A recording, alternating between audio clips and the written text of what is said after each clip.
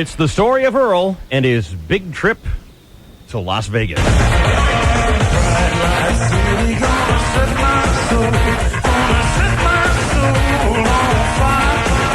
Yeah, it happened back in '79.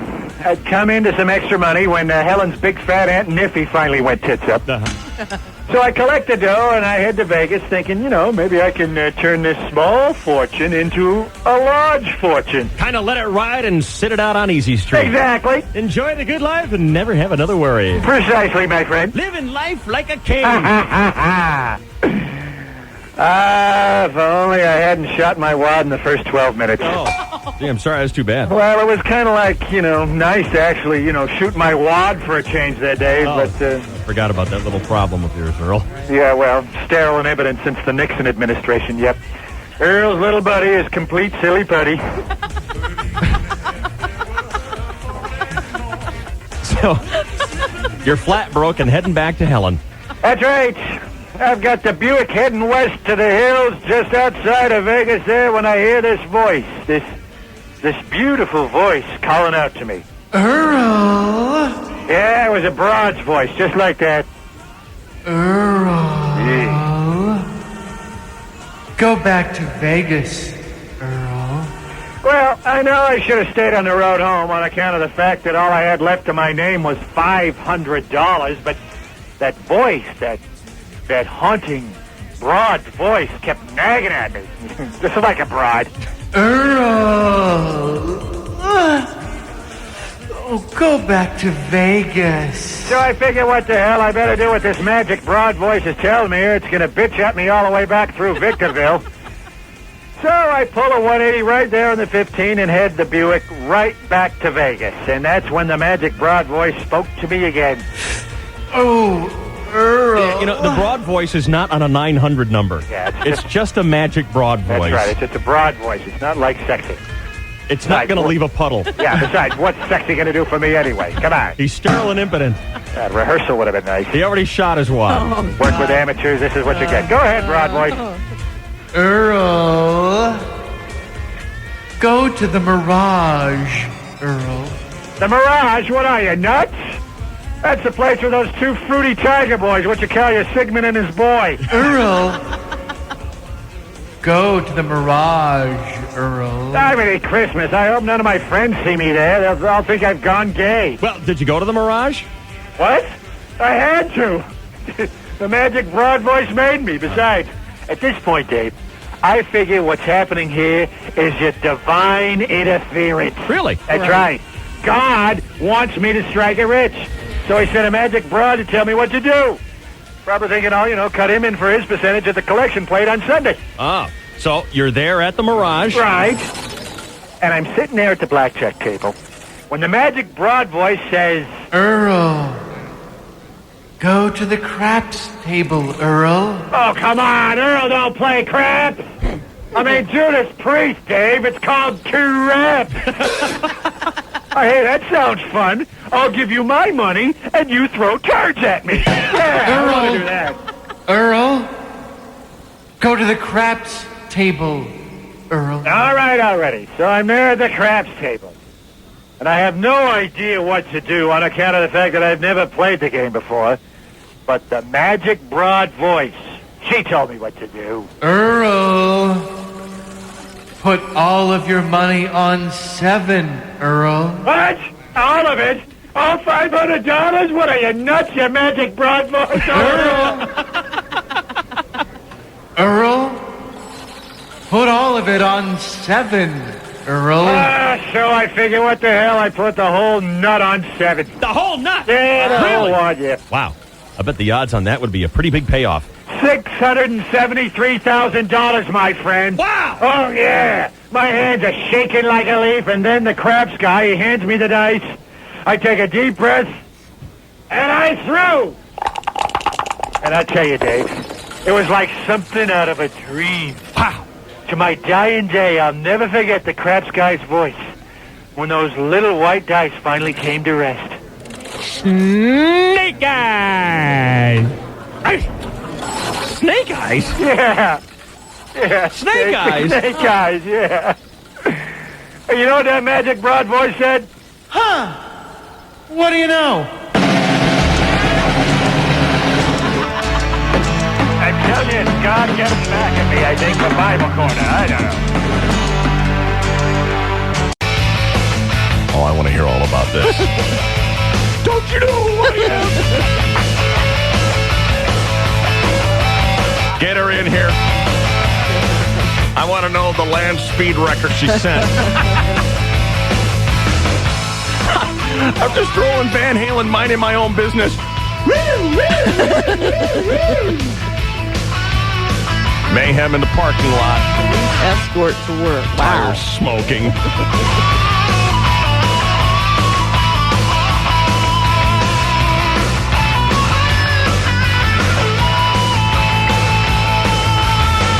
I'll play the last minute of Van Halen for you later on this morning here. Sorry if I stopped your favorite song in the world, but this is too good.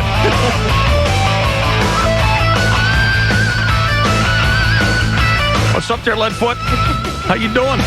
How fast were you going? It wasn't a speed thing. He was mad because I was driving in the center median. The center median? On that road over there. Grab your microphone there. Plug in. Want to hear all about it. I noticed you are a little bit late.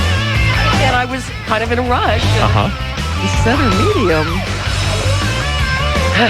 All right.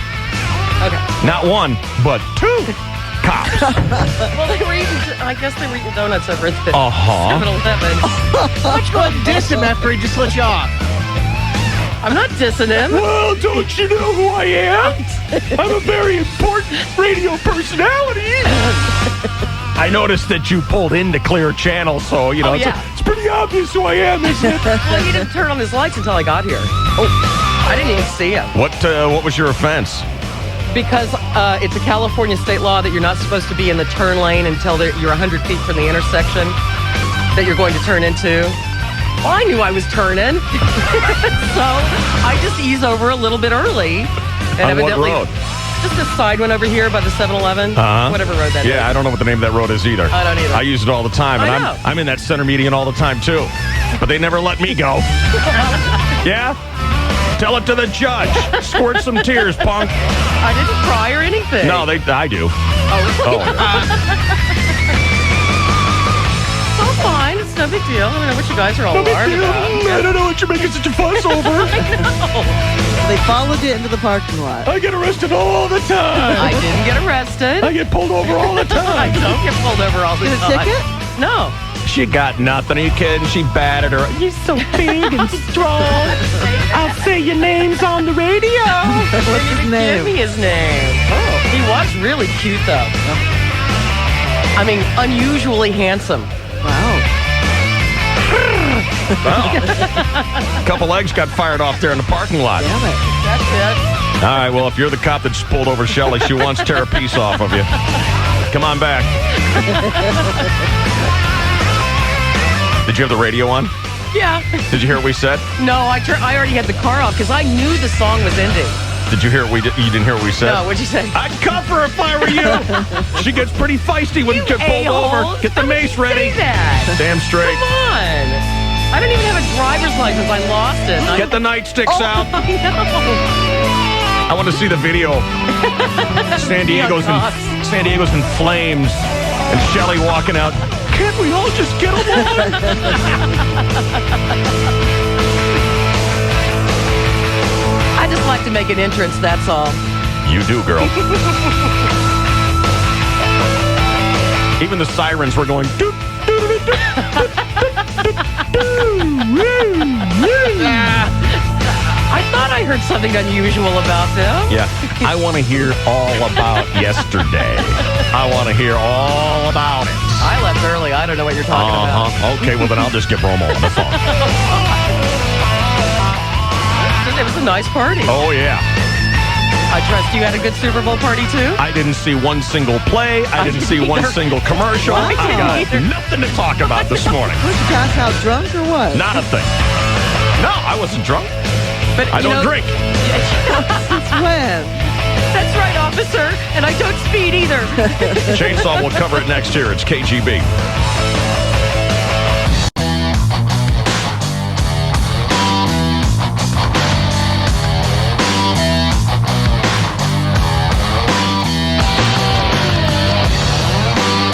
My God, we have so much to talk about this morning.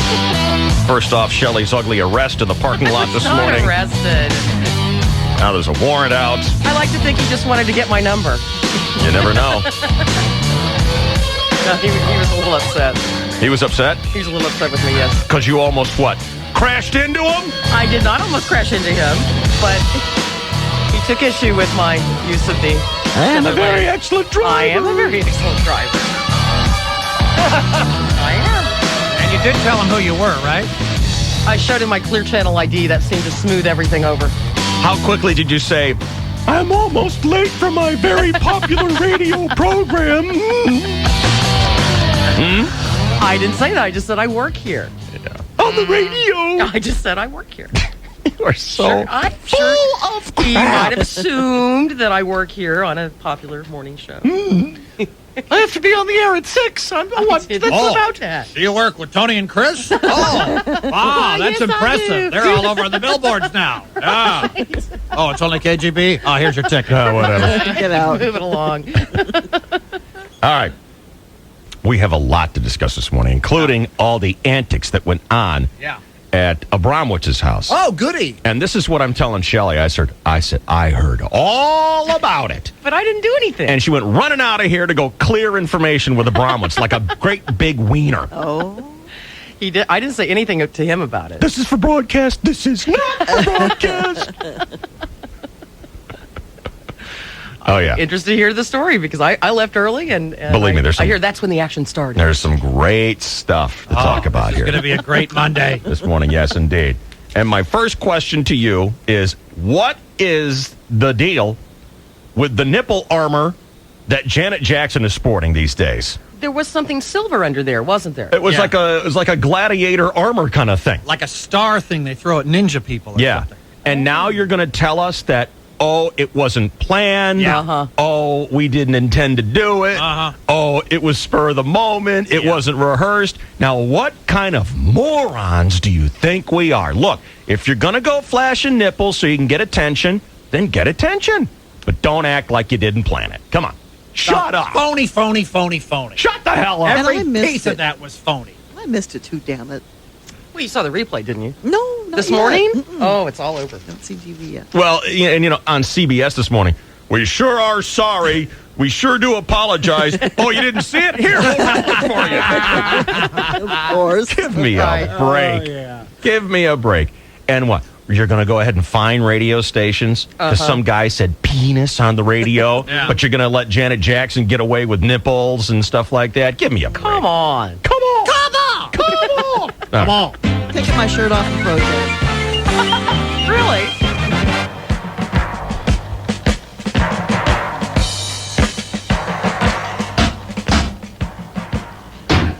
It's become quite a little show-off contest on TV these days, hasn't it? Yes, it has. A little bit. Yeah.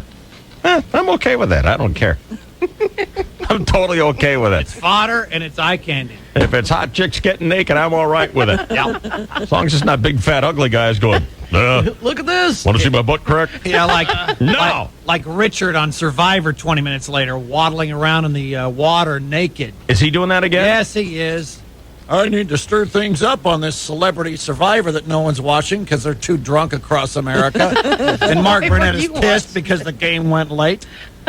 What was I doing watching it? Yeah. I turned it off after the naked man. All right. Well, I'm here to listen, Chainsaw, because I didn't see one single play. I didn't see one single TV commercial. Wow. I have nothing to contribute. What were you doing? Partying every day. He's a rock star. Come on. It's rock and roll every day and party But you all went night to and a- party every day. Gee, why didn't I say that? But you went to a Super Bowl party, Yeah. didn't you? Yes. Where they had the game on, probably a bunch of TV. Yes. So how come you Yakety missed yak, it? munch munch, chug chug chug chug. No question. Well, No at Super question. Bowl parties, all people want to do is talk. That's not true. Almost everybody was watching the game. Except for you. I found people who weren't watching the game. What were you doing? Partying every day. Don't you know he's a rock star? No. No. But I was just socializing. Occupied. Yes. So I didn't see Work in anything, the room. Chainsaw. All right. Not a thing. I heard it was a hell of a game. Yep. So let's get complete details I want to hear about the sports. I want to hear about the commercials. I want to hear it all right now. Here's the Chainsaw on KGB. Good morning. Well, good morning, and thank you, David, and hello again, everybody in the sports world. Super Bowl 38 turned out to be one of the top 5 most exciting Super Bowls in history, but most of the first half was a scoreless defensive struggle. It took almost 30 minutes for somebody to score, kind of like when Paris Hilton hits the clubs. 0-0 after 27 minutes. Then bam, bam, bam, bam. 24 points in the final 3 minutes of the half. 14-10 Patriots at the juncture. The Panthers in the second half actually took the lead in the fourth quarter. Long takes. He pumps. Can't find anybody. Now he fires deep downfield. The catch by Muhammad down at the 30. He's to the 20. Outraces the defender. He's in for the touchdown. Muhsin Muhammad. Jake Delhomme, after a shaky start, rallied the underdogs, and after another exchange of touchdowns, it was all tied up 29-29 for Adam Vinatieri with 4 seconds remaining. By 41-yard attempt. Signals being called. The snap from Kinsman put down by Walter. The kick by Vinatieri is up, and it is good.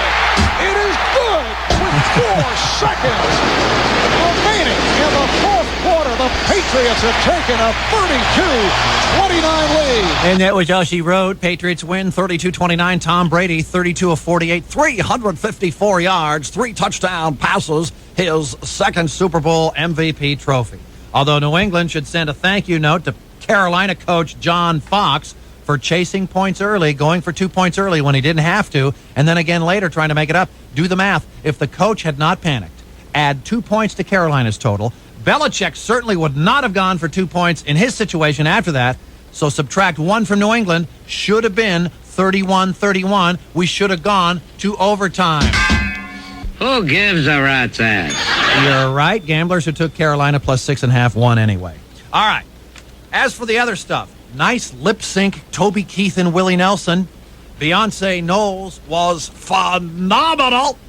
Get out the rocking chairs for Aerosmith. Enjoy that senior special at Coco's. The commercials were average at best. How many ad agencies are going to get fired today for wasting $5 million a minute of their clients' money on those lackluster commercials? Oh, a horse farting in a cart and blowing someone away behind him. Ooh, a dog chomps on a guy's crotch. Never seen any of that stuff before. So they weren't that good, huh? I thought they were very tame, relatively speaking. Oh. Maybe the thrill is gone and we're expecting too much. And hey, Justin Timberlake and Janet Jackson, nice stunt.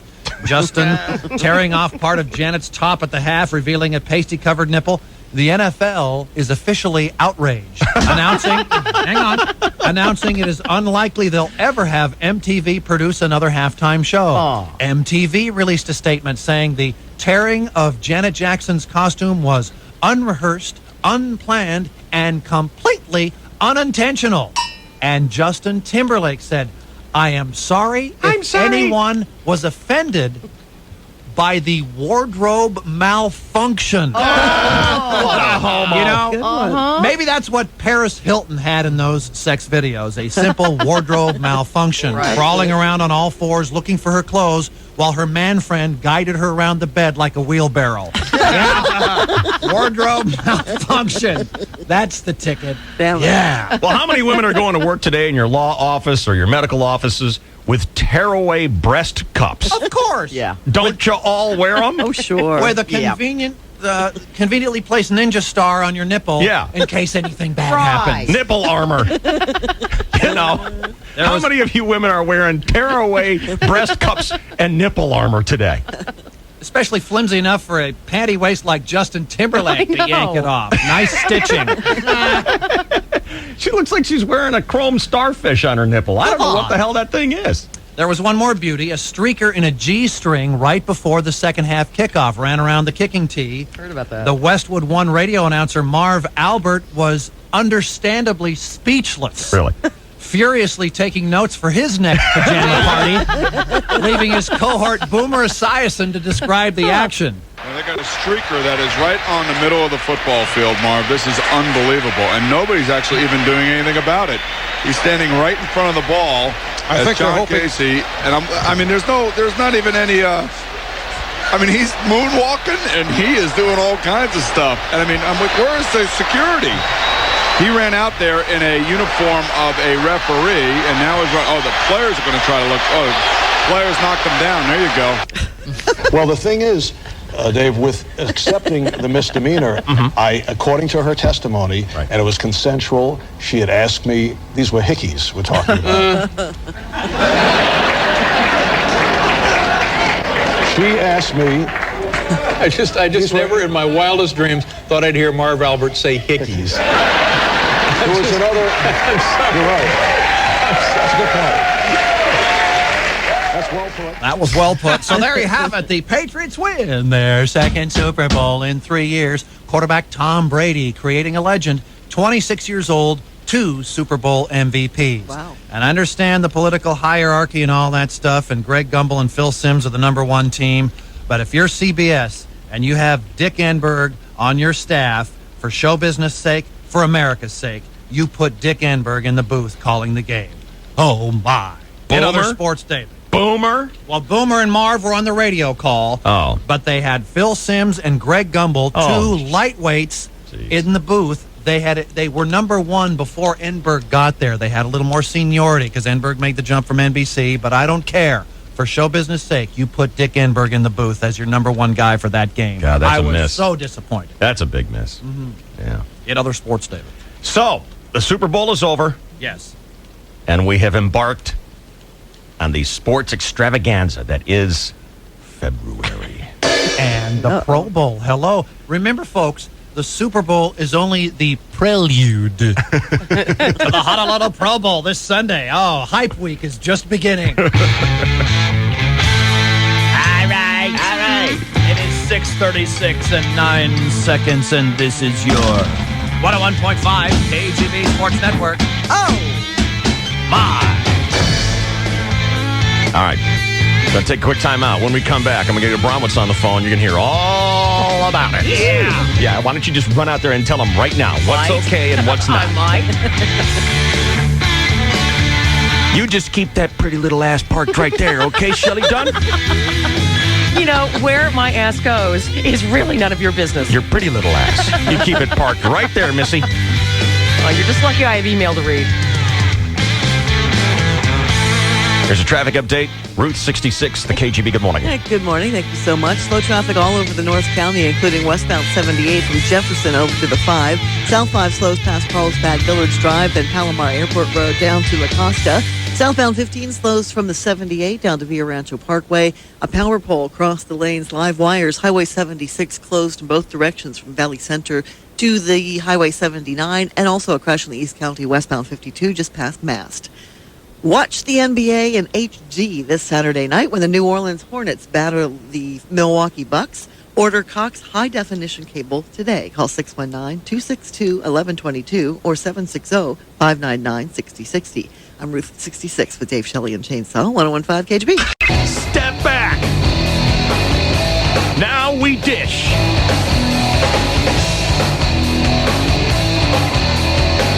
Let me get the little social tattletale on the line here. He is bad about that.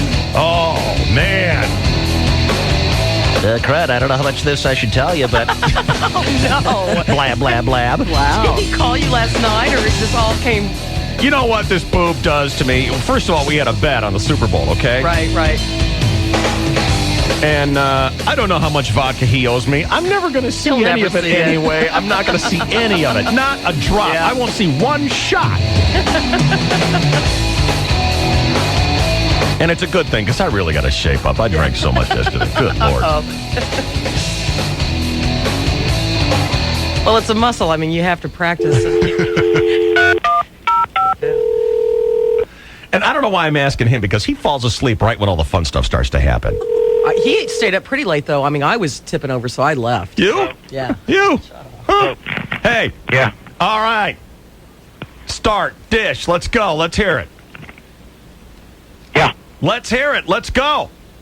Talk about the Soskas event? Or I want to hear about everything that happened at your house yesterday, including the guy who barked out, "I haven't been laid in 4 years." Wow. Now, Did you I hear was that? gone by then. Oh. Yeah. But I know that person, and How do you know who it was? I've already heard. She came into my room about 20 minutes ago. Oh, I know. As soon as I told her, wow, I heard about your week, she went running in there. What do you know?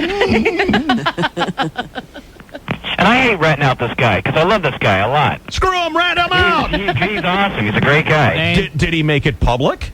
Well, he just said it loud enough for, like, me to hear, but Diane Ray overheard. She turns around, she goes, "You haven't been asked in 4 years?"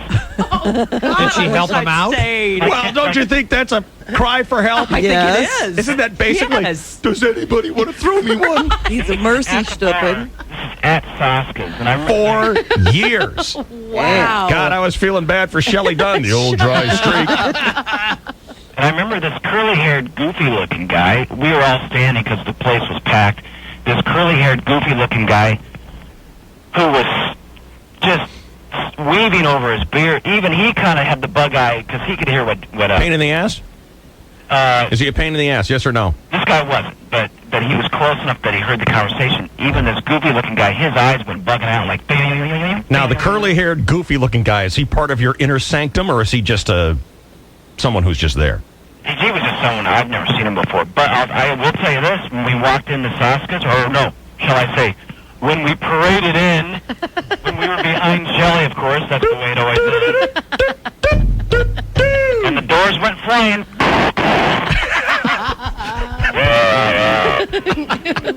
That is not how I remember it. Now, what happens? Everyone goes to your house, because you live right across the street from Saska's, right? Yeah. Okay, so everyone goes to your house, and at some point, everyone says, it's time for people to fawn all over me now. No, I think actually Shelley brought it up. I was content just... No kidding. I wanted to go get a cab and go home. Uh-huh. Because I was ready to go. So you went straight over to...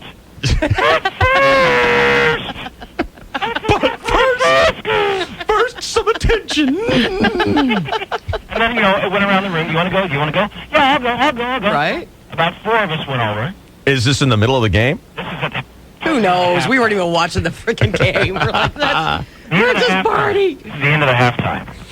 I was content just to stay there and watch the game. Yeah. But I said, you know what? They're going over there. When did you call me? I called you right during the halftime when the halftime started. Now, Bromwitz and I had a wager. Was it 2 bottles or 4? I'm confused. You already owed me 6. Right. But was that a $2 2-bottle bet? We had a 2-bottle of vodka bet on the Super Bowl. Right. I took the Patriots because you insisted on taking Carolina and giving me 4 points. Yeah, right. God. So I went ahead and took that bet. Yeah. So now I'm up to 8 bottles of vodka, of which I will never see one drop. I'll chip away. You will not. Yeah. No, you won't. Chip away. No, you won't. I'll chip away at it. You've never done it once. I'll chip away. Listeners give it to me, and you somehow claim that that's yours. It's kind of like how when I get my paycheck here at work, and you come up to me and say, "See, got you some money." What are you talking about? I'll chip away at it. You never have in your life. I'll chip away at it. You will not. You swear to God? I'll tell you what, until now on my birthday, I'll chip away at it. Do you swear to God? Yeah, I swear. What's your birthday? Swear to what? Swear to God? May 20th, boy. You ought to know. Your birthday's right around mine. Now, are you going to claim you have to wait until payday, which was Friday? Yeah. What? Yeah. Wait till payday in May. You swear, what's the point of payday? It was just payday. You got nothing left? No, I've got things to do. What? Bills to What? meet. Where?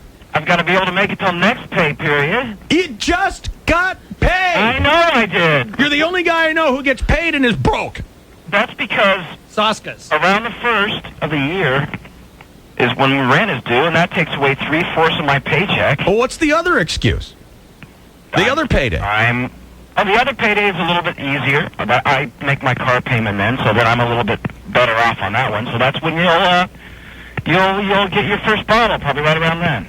I swear to God, Abramowitz, the day before payday is like barely making it. The day after payday is dead broke. Yeah, well, And by the way, Chainsaw, I don't spend a lot of money at Saska's. I don't. They give you freebies, huh? No. They're just kind of, you buy one round and someone else buys one. You want to share my pork chop? Did I get you? Yeah, a little Excellent. Yeah. She wasn't there, but the golf ball girl was there. That's great. She's a hot chick, man. That's right. Shelley met her. She's hot. I got lost. Who's the hot chick? Was David Wells there for you to make a fool of? No. Crud. We went to school together, darn it. Remember me? But, Aren't you older than him anyway? just 2 years. Oh. Okay. So at some point yesterday, our production director, one of our production directors here at Clear Channel, Dan Kennedy, barks out for everyone to hear, I haven't been late in 4 years. Oh, he actually said it sort of just for me to hear. You know, we're talking, and all of a sudden he goes, well, hell, I haven't been late in 4 years. And that's when Diane Ray, who's staring at whatever she's staring at in her martini, kind of looks over and goes, you haven't been hit in 4 years!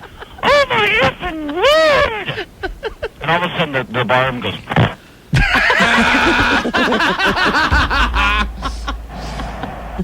It was like a E.F. Hutton commercial. Remember that one? Everyone's craning to hear. Oh, by the way, Shelley, you won a hat. Remember you had one of those tickets? Oh, yeah. But I gave it away. I hope you don't mind. Nice. It was a Patriots hat, and I gave it to a Patriots fan. Nice. That was sweet. Terrific. She didn't want it. I said, hey, this is compliments of Shelley Dunn. But he did bring you another woman's suede jacket. No. I don't know whose jacket that is. You brought my So you just sunglasses assumed back, it was thank you. Shelley's. Yeah. Well, I thought it matched her outfit. Well, but I never took the jacket off, actually. I wasn't sure, you know. Okay. Yeah. Well, no, that was nice of you. So what else? Anyway. What else happened? What else do I want to hear about?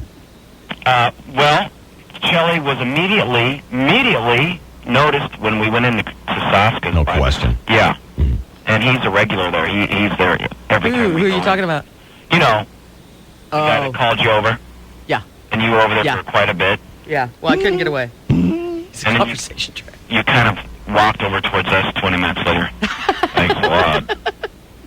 No one rescued Shelley? No, what? They just leave me there with this. Now, see that you're supposed to watch out for her. Yeah, I mean, this is that we all do this. We do this for you. Yes, I know. You know what? That's her turf now. That's not my It turf is anymore. not. That's her Yeah, but turf. if she's getting glommed on by some goober, you got to go over there and rescue her. Dave, that's her turf now. She goes in there more than I do. She was there the night on Saturday night. Well, Chucko wanted to celebrate her birthday. How'd that go? We had a great time. Yeah? We really did. Did we get her anything?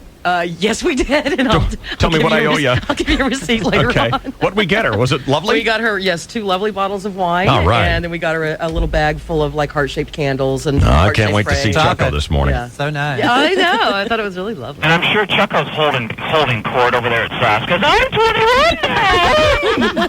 I'm Shelley's I friend. feel like she's the daughter I never had. She My real name is Shelley. I haven't been late in 21 years.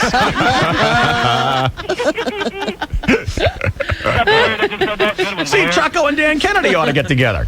Maybe. 25 years of Dan, huh? frustration there. So I'll tell you. Do you have any Love American style music? Why? Why? Because a little later on, after we left Saska's, we came back to my place, sitting on the couch, and things got kind of... With who? With, I saw a hand on somebody's kneecap. That was sort of planted strategically. I saw that strategic move. With Shelley? I was gone by then. No. No. With Dan Kennedy and D-Ray. Oh. Yeah. Maybe, Hooking up. maybe the 4-year streak ended. It was a very PlayStation strategic move-like. I saw it being planned 2 hours earlier. Kind of stretching it. Where's my... Oh, look at that. It landed on your knee. How about that? Very Justin Timberlake. That whole deliberate casual contact Yes. thing. Was Diane Ray wearing nipple armor? I couldn't tell. No. But there was no look of... No resistance? No. It was kind of like... Very welcome. No horrified, how do I get the hell out of this? There's a hand on my knee, or is that 2 or 3 hands? Like, I can't see very well now. Then, I guess apparently, they got whisked away. Kim took them away to Beachcomber, and whatever happened from then on, I don't know. All right. Well, I screwed up. I totally There it is. Thank you. That's what it was like. It was like... I totally screwed up. I mean, very poor party etiquette. Well, you should have weekend. eaten. What did yeah. you do? I know it. Well, my neighbor, I told you, was having this birthday party with several hundred people, and no, I'm not kidding. Damn. Oh. First off, I roll up on this thing, and the cars are, you know how the cars are parked way down the end of the street. Right. So parked way down to the end of the street, walked up only to see the valet sign up. Free valet parking! In fact, we'll pay you to park your great. Glad I wash your hiked. car while you're gone. Exactly, yes. Free sex if you'll just valet your car here. You're an idiot. Yes, thank you. But no, this was about the fanciest in terms of catering and everything party I've gone to. It was spectacular. It was like a wedding. So how was the food? I think they had an omelet station. There was a carving station. It looked like filet mignon. There was crab legs. There was all this stuff everywhere, and I didn't eat anything. Way to go. Nothing. You don't do a lot of that when you go to parties, do you? I didn't eat one nut. Nothing. How come? Because I'm stupid. Well, the alcohol took care of the calories for me. Oh, I drank. Believe me. So you made your way to the bar frequently. Many times. But just no actual food. When you go back to the bar and the guy's like, want another one? And he knows, and there's 300 people there, and everyone's drinking, but he knows what I want. Yeah. How bad is that? Well, it's, not time for meetings yet, but whatever. I mean, You were here about 12 minutes ago, weren't you, Dave? Yeah. You just want the bottle and a straw? Is that what you'd like? Yeah. Was this a martinis, or were you drinking bourbon? Oh, yeah. No. Yeah. Oh, I did both, I think, actually. Did you really? Did I? Yeah, I did. Oh, boy. Not good. Yeah. You didn't see a play. You didn't see that great pass. I by didn't Carolina? see anything at all. Well, Brolo, I don't think I saw a whole play. And we you watched did, maybe one commercial. Yeah, you did. We were over at Saska's and we saw a great touchdown pass. You saw it. You were just having too much fun with your glass of wine and the whole background. So Shelley saw it but doesn't remember. I think maybe I was looking at it, but What are you doing? That's Shelley when she's over at Saska's. Well, at some point during the game, at some point while the game was playing, my phone rings that I've got a message. right. So I'm checking into that. And I know that my kids had called me a couple times and something important had happened. Uh-oh. And I don't remember what. Uh-oh. Yeah. Were they okay? Yeah, I don't know. Well, what about when you got home? I don't know. Oh. I don't know. I hope they're okay. I do In fact, would you get Carly on the phone for me right now? Good idea. It was on fire. Huh? I don't know. I don't know. Carly can tell us about what it was like when Dad stumbled home. She can. She can. There's not much to tell. I know she had some kind of a bug bite or a snake bite or something happened. I don't know what. When did you get back? Like a cobra or something like How that. long were you out? I don't know. Okay. Was it dark when you got home? Sounds to me like it was a fun party then. I don't know. Okay, hang on. Hey, kiddo. Hi. How are you? Good. What happened to you? Nothing. Well, I remember Allie calling, but I couldn't hear anything she said. Uh-huh. So I went out and I called you on my cell phone. And did you get bit by a snake or something like that? I don't know. I think I have like a spider bite or something. A spider bite? I don't know. Oh, are you okay? I'm fine. And Yeah. Allie was starving. She probably called you because of that. Well, feed her. Well, she didn't. She was like, Carly, I don't want Easy Mac. I'm like, then what do you want? And she's like, I don't know. Yeah, she's very difficult when it comes to that kind of stuff. Yeah. Hi, Carly. Hi. It's promo. I know. Sorry about that. I know. Wasn't I fine when I came home? Yeah. Uh-oh. Does that mean fine, sort of, or? Well, okay. Usually, when I fall or something, he laughs at me really, really hard. But Nice. Well, you don't understand. You don't understand. Yeah. Carly can be standing there perfectly still, no earthquakes or anything. I know. Down goes Carly. Wow. And am I right on Okay, that? Carly, it happens to a lot of people. Am I right on that? sometimes. But anyways, I was like walking and he scared me because he came right in the room. And so I jumped and I landed on my back and he just like walked away. Was he saying funny stuff? No, I wasn't singing any song. Not that bad. I was fine. Sounds like it. So I had all this great gourmet food. And you didn't. Anything I wanted. You name it. It was all there. I didn't eat a nut. And I got home. I was like, man, I'm hungry. So what'd you eat then? Peanut butter sandwich. Oh, God. I know. You stand a chance at crab legs and all that kind of stuff? Just paint a big black L on my head and get it over with. I'm an idiot. We might as well. I'm just a total idiot. Peanut butter I'm an idiot. I'm an idiot. Wait, but what did you what was at the party? Anything good? Oh, yeah, everything. It was totally catered gourmet food. Anything I would like? Yes. You would have loved it, but, no kids. Yeah. She wasn't invited. Not invited. It was a total adult party. But the food was so good, your dad decided, I just won't eat anything. I just don't recall being hungry. I remember saying, I was talking to friends, say, let's go look and see what kind of food is out there. And we went and we looked at it. It's like, that's food. Yep. So are you okay with your injury? Yeah, I'm fine. Okay. Allie made a big deal about it because she wanted food, I think. Well, I remember her calling, but, she calls me, if I go out for 5 minutes, she calls me. Yeah. Yeah, I know. Dad, when are you coming home? I know it, and I got that phone call again. I always tell her, all right, now listen, I'm going to be gone for a couple hours. I don't want you to call me unless your head's on fire. I don't want the call that says, Dad, when are you coming home? Right. I'm pulling out of the garage. Dad, when are you coming home? Exactly. She does. She totally does. Yeah. And I tell her not to, but she runs into her room and does. Yeah. I got to take that phone away.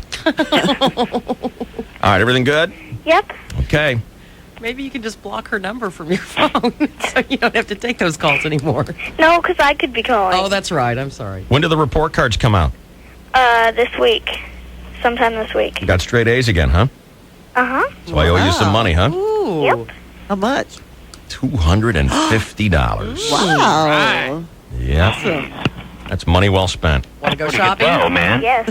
What's that, Bromo? I said, that's pretty good dough. I never got anything. Did you get A's? You never got straight A's, you boob. I got like straight D's. I Dave. used to tell my dad, where's your, Dave, where's your report card? And I used to say, they're mailing it this year. Now, can I ask a question? Wait a minute. They're mailing it, Dad. They're what? Dad, No, hang on a second. Your dad, the principal, didn't know how the report card situation worked out. Dad, it's a new procedure now. It's much... Oh, it is? Okay, they're mailing it. A month later, Dad, they said they were going to mail it. I think I got A's. Oh, yeah, you don't get A's, you dumbass. You are good. Where's my beer? You're a dumbass. I might be a little hammered still. What? You know that? No. Seriously. Oh, that would I be remember bad. one time going back for like my 18th martini, and I saw the guy had something brown in his hand. Oh, I'll have that. Well, at least you didn't get pulled over in the parking lot. No! Whatever. Cuffer! Why would you? I can't believe you would do that. She's a runner. No, actually, she's not. Hit her with a stick. I know you've seen me run. Come on. Club her now. Get the sticks out now. There were two cop cars. Looked like they had their guns drawn. There's Shelley. I was commanded to sit right there. Attention officers arresting Shelley in the parking lot. She's packing heat. I am not. Shoot her! But I wish he had frisked me. Oh. That would have been fun. Should have slapped him or something. Pretty blatant calls for this officer who ran Shelley down this morning to come back and at least drop off some kind of phone number. Whatever. Wink, nudge. Unusually handsome. He was I think she unusually said. handsome. Unusually handsome. Yes. Because Yes. pretty much all cops are hot. Which cop you talking about? The one that ran you down or the backup? The one that ran me down. All right, you know who you are. Officer Cutie Pie. That's how Shelley's calling you now during the commercial breaks. And what does Shelley mean by unusually handsome? Is she calling most cops ugly or something? No, I think that there's handsome and then there's unusually handsome. Officer Lovey-Dovey. Like, time for my breathalyzer exam. Shut up. Carly is still on the phone. Hi. Hi. Now, honey, that bite that you've got, does it just look like a mosquito bite? Or is it red or anything like that? Or sore? Yeah, it's red. Are you okay? Yeah, I'm fine. You sure? Yeah. All right. I was a pretty good dad yesterday, wasn't I? Mm-hmm. You fell asleep right away when you got home. Oh, yeah, that's what you call it. Mm-hmm. Was that in the chair or somewhere on the floor in the hallway or what? In the hall. Whatever. He walked in the door and fell asleep. Really? Oh, no question. Just right there in the chair. Peanut butter dripping out of his shirt. Just there in my underwear and a peanut butter sandwich. That's all I need. I don't need anything else. Good luck for the girls to see. All right, kiddo, hang on. I need you to do something for me, okay? Okay. All right. Brian, once you can hang up. All right. We don't need you anymore. Bye. All right, this is KGB San Diego, KGBB Temecula. Dave, Shelley, and Chainsaw on the radio with you. Let's get a traffic update. Here's Ruthie. Thank you so much. Lots of slowing in North County, including southbound 5 backed up from Carlsbad Village Drive, then Palomar Airport all the way to Manchester. South 15 has the usual slowing in Escondido. More brake lights, Camino down north to the Carmel Mountain. Heavy in the South Bay, northbound 5 past the 54 and north 805 from the 54 up the Plaza, then Balboa over the 52. Westbound 94 slows from 30th into downtown, clearing an accident westbound 52 past Mass. Help San Diego's Goodwill Industries provide training and jobs to people with disabilities by bringing your gently used clothing and household items to the nearest Goodwill store or donation center. Open 7 days a week. Call Goodwill at 1-888-446-6394. I'm Ruth 66 with Dave, Shelley, and Chainsaw, 101.5 KGB. Tip top, brother. Welcome to the KGB. Hey, thank you. Long-time listener. Hope you guys are having a good day. Yeah, we're having a great day. Yeah, I was getting off work. I'm a detective with the San Diego Police Department. I work the night shift. Just heard a couple of cops bragging that they stopped poor Shelley on the way to work today. And then we listened to KGB in the locker room and heard Shelley mention something about a handsome cop. So Unusually handsome. Unusually handsome. He was Or very, she very refers to him, Officer Honey Bunny. Well, hey, Shell, do you remember the officer's name, or can you describe him? We only had 8 working last night, so I could probably tell you. He had very dark hair, and I think brown eyes, and he's probably about 5'11", maybe 6 feet tall. Oh, okay. Was he all swolled up and strong? Yeah. Handsome looking? Totally buffed, yeah. Oh, cool. Yeah, I know the officer. Would you like to talk to him sometime or something like that? Yes, right now would be perfect. Come on. Oh, gee, you guys are funny. But, yeah, if you want to hook up, we work the night shift. He can meet you over at the KGB tomorrow morning if you want. Well, could he maybe not turn the sirens and lights on this time? That kind of frightened me. I almost soiled myself. Or if you want to meet at some secluded spot, we can arrange that. You guys have a good day. Do you know who this is, Mike? Yes, I do. You know the guy? Yes, I do. Let me put you on hold because we want a phone number, okay? Okay. You were like a pimp. You totally want his number. Well, he was very handsome. He was unusually handsome. This happened earlier this morning. Shelley coming in on 2 wheels. Damn near ran a cop off the road. I didn't run him off the road. No, I said damn near. Well, I think it scared him a little bit. Excuse me for 1 second. My cup runneth over with love. This is the gayest song names or somebody ever sung. In the evening when you do not see. Show me your great big nightstick. You are killing me. Why? Well, because I'm hooking you up with Officer Lovey-Dovey. I just said he was handsome. I didn't say I wanted to Unusually get hooked up with him. Hang on, excuse me. He could be very young. Runneth over Right. Oh, God.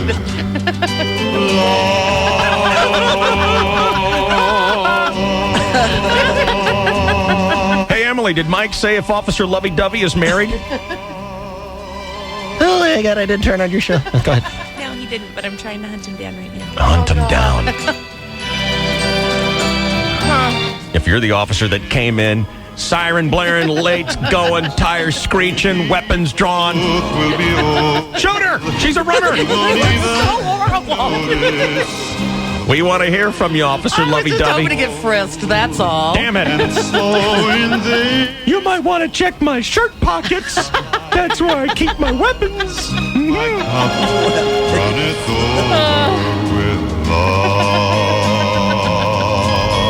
You can take the music off now. We get the idea. Well, at least pick a better song. Runneth over with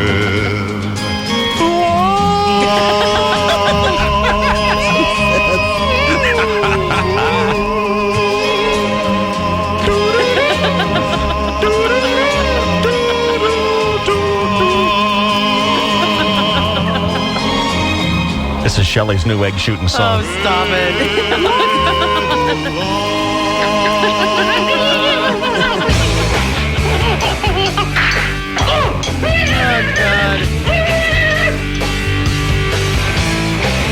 You better frisk me for that new crotch holster that all the bad guys are wearing.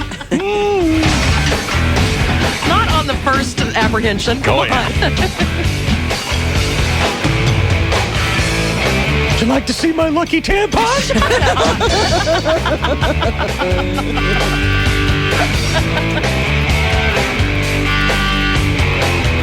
Chainsaw's going to cover the Super Bowl for you next here. It's KGB.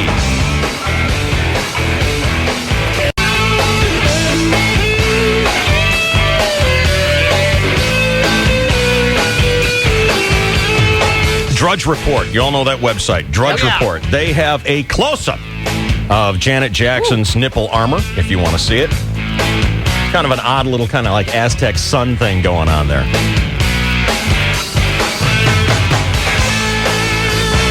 You know, I'm okay with stunts like this because they do it to get people to talk about them. And we're talking about them. That's fine. Just don't give me this crap.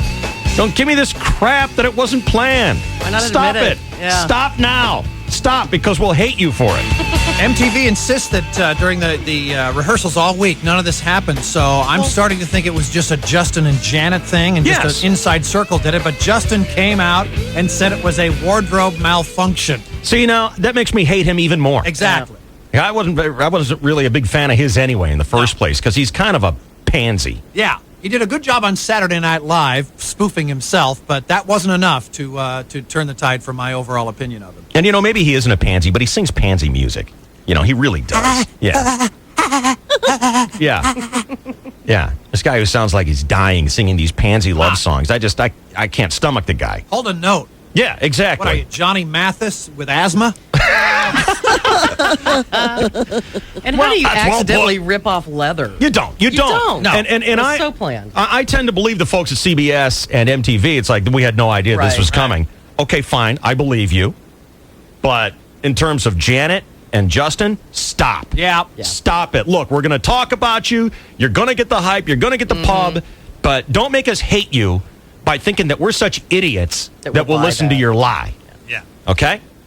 Just stop. And what about the NFL? I mean, here's a organization which hires and pays millions of dollars to wife beaters and felonious people. There and it comes. People whose bad behavior is rewarded, and they're embarrassed about a boob? That's well put. That's a good point. He's right. He is right, and it was beautifully put. Yeah. So, anyway. I don't know. I don't know if it's the clothing or maybe it's not that good of a boob job. I'm not that impressed. It was a horrible show, too. Really? I mean, it was just so fake. Yeah. I mean... Were they singing? No. In some parts, yes. I believe that Aerosmith was singing, much like Gary Hoey would bring in. You know, you'd have some of the instrumentation was piped in, and then I truly believe that Steven Tyler was singing. What'd they sing? They did Dream On, and you could tell he was singing because... he could not find the note. Okay, that was part of it. Yeah. Toby Keith and Willie Nelson in the pregame obviously taped. Willie backing off and missing his lip sync cues. Really? In a lackluster performance. Why do they do this? They had some poofter sing, God bless the people who died in the Columbia, but they got this, I don't know. Who was that guy? I mean, he was...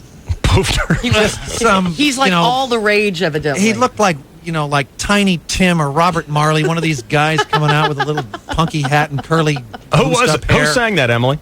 He's got like a #1 song. Is it John Mayer? No. Nobody cool. How was Kid Rock?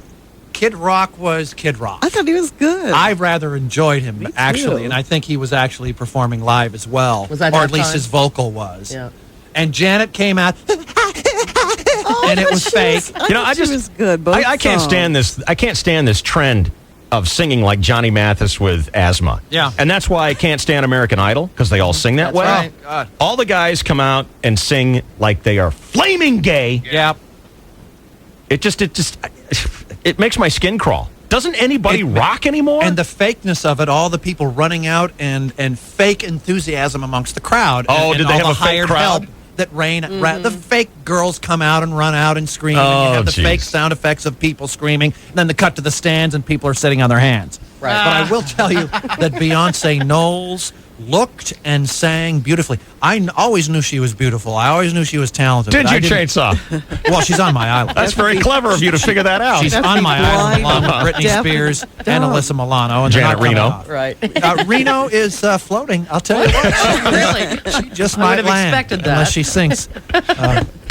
Blows out the inner tube, but whatever. It's always good when Chainsaw, maintains Right. his credibility as the guy with the eye. Oh, yeah. Remembering that he pointed out that Janet Reno is 50 times hotter Yeah. than Cindy Crawford. Well, don't you have eyes? I mean, that's I always knew that Beyonce Knowles was attractive. well, the point being that I knew she was attractive. I had no idea that she was such a talented singer.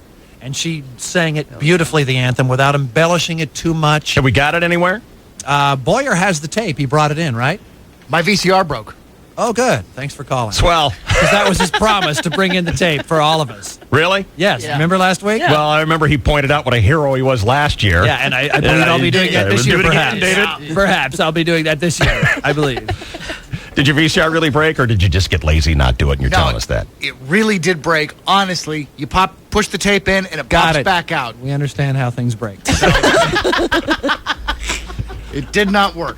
Emily, will you see if you can find a copy, a link or something like that to Beyonce's version of the national anthem? Because Very who knows? It tasteful. could turn into a hit again. Remember how Whitney's thing turned into a hit? And it was accompanied by a nice orchestration, so she didn't have much room for personal liberty, which I thought was good. DJ, you're on the KGB. What's going on? Hey, guys. Hey. I totally agree with you about the NFL. I think they're big fat hypocrites. Yeah. A 3-second boob is no big deal. When they show every coach and player screaming mother effer and Yeah. bull, bull, bull, it's Yeah. over and over and over again. It's so obvious what they're saying. Yeah. And then Justin Timberlake is a total putz if he thinks that. But, it's cool. I understand you're up there to get attention and to show off and you want to do something provocative. Okay, fine. I'm in show business too. I get it. But don't lie about it. Don't lie about it. It was so obvious he reached over, and the close-up of that shot, you can see the rivets where that thing was just snapped on. Right. Yeah.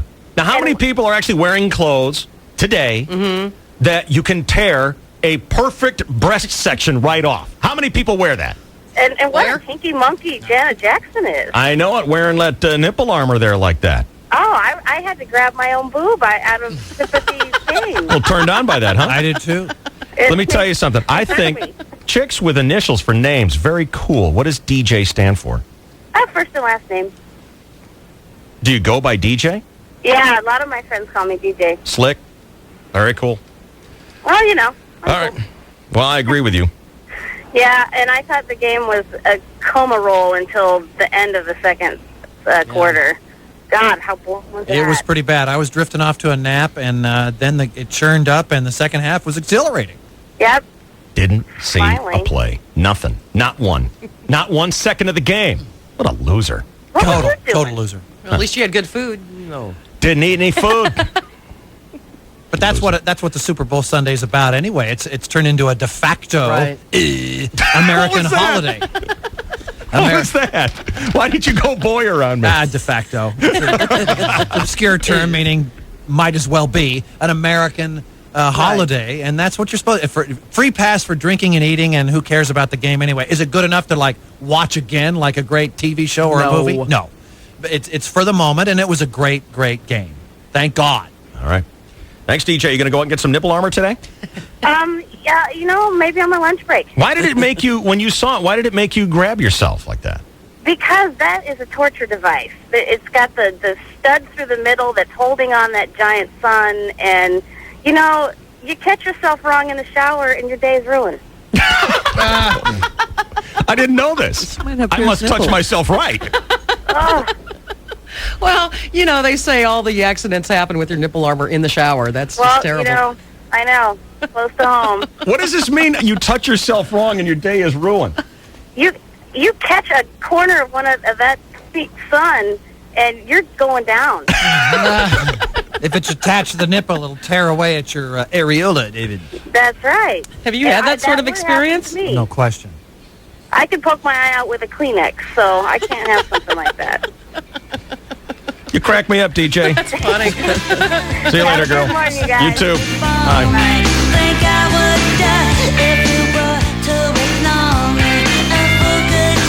Well, let's hope you don't touch yourself wrong here today, folks. We are going to do sports with a chainsaw. It's next.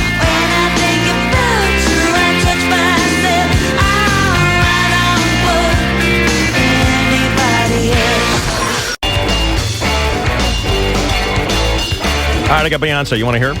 Yeah. You up for this, Chainsaw? Sure. Your Island Girl. Yeah. Doing the anthem last night.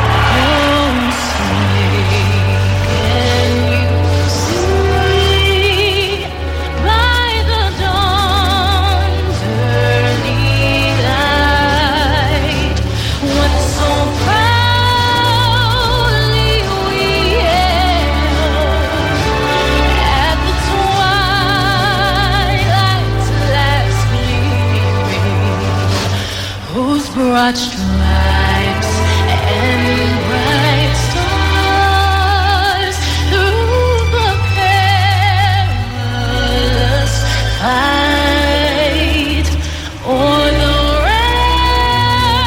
ramparts we watched were so gallantly sweeping, and the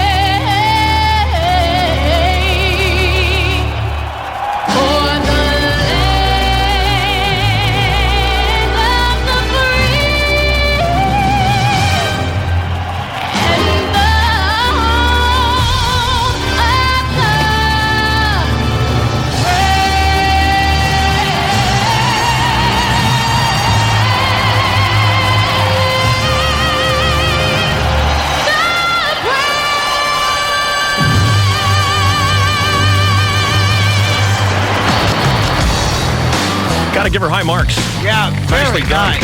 Great. We ought to have a smack off today. Have you noticed how America likes a woman to sing her national anthem? Faith Hill, Whitney Houston, the Dixie Chicks, Beyonce Knowles versus... Oh, say. No thanks. Come on, I want to hear it. You want to have a rundown? I've got Whitney's. I think I've got Faith's. Yeah. I got the Dixie Chicks, and I don't care what the Dixie Chicks said. I don't care if they hate the president. I'm talking about their musical ability. I think they did a kick-ass job when the Super Bowl was here last year. All right, I'm going to run them all. Roseanne Barr. All right, let's cover it right now. Here is the Chainsaw with sports on your post-Super Bowl Monday. It's KGB. Good morning. Well, good morning, and thank you, David, and hello again, everybody. In the sports world, Punxsutawney Phil actually came out of his hole yesterday. He just wanted to see if the newspaper had any close-up photos of Janet Jackson's breast. More on that in a moment. The Patriots won the Super Bowl 32-29. Tom Brady, MVP for the second time in 3 years. Yada, yada, yada. Back to Janet.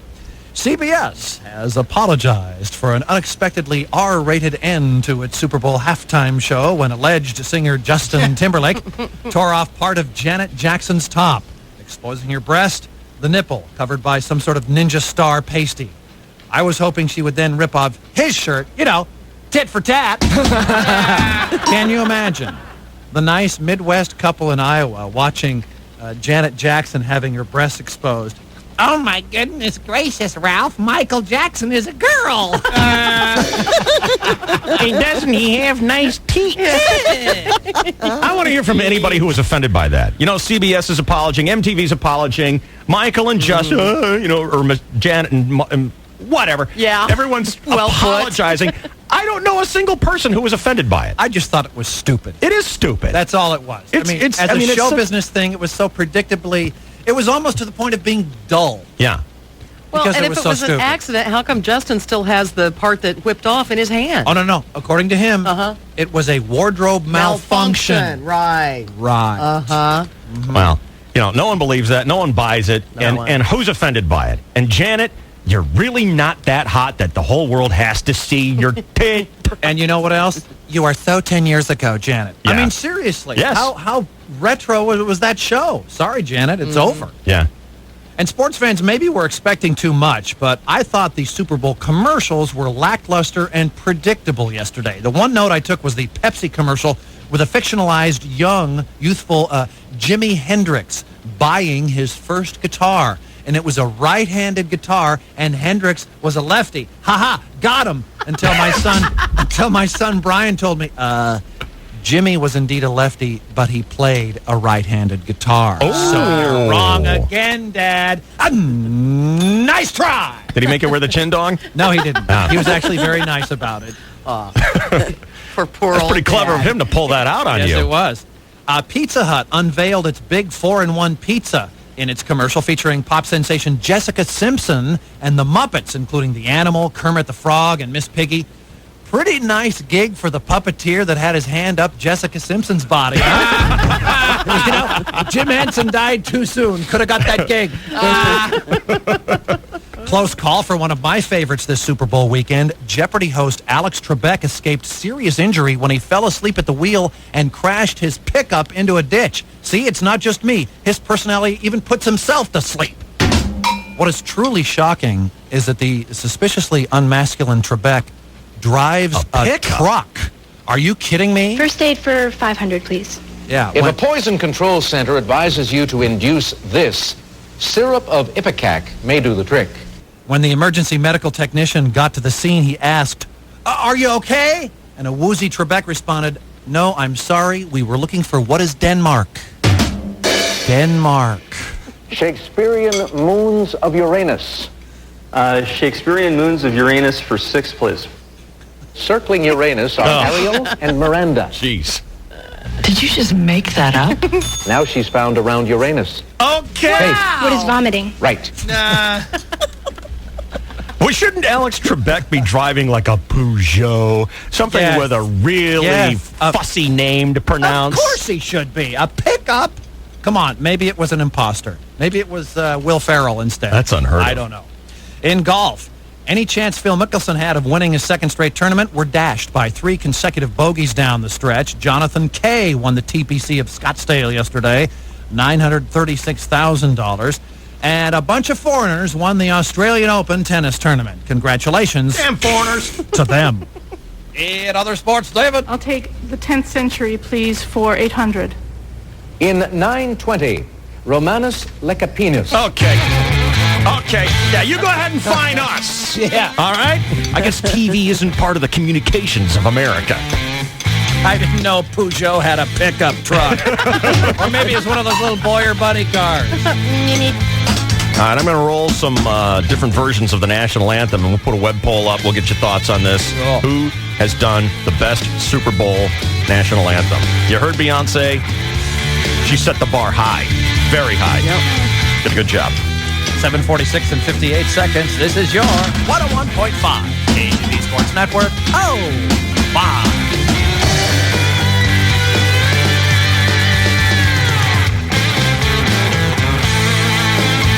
We do our 7:30, Ruth? We did.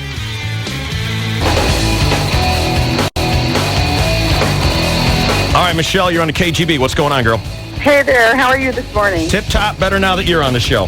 Good. I don't really get offended by seeing Janet Jackson's breasts, but I really hate that my kids, my boys who love football, see that. I just think, I don't want them to see that yet. Yeah, I guess I hadn't thought about that. Yeah, and it happens all the time with football in particular. I know it's geared, I guess, toward men, but my son loves to watch with his dad, and we're constantly saying, don't look at this commercial, don't look at this commercial. He's covering his eyes. Yeah.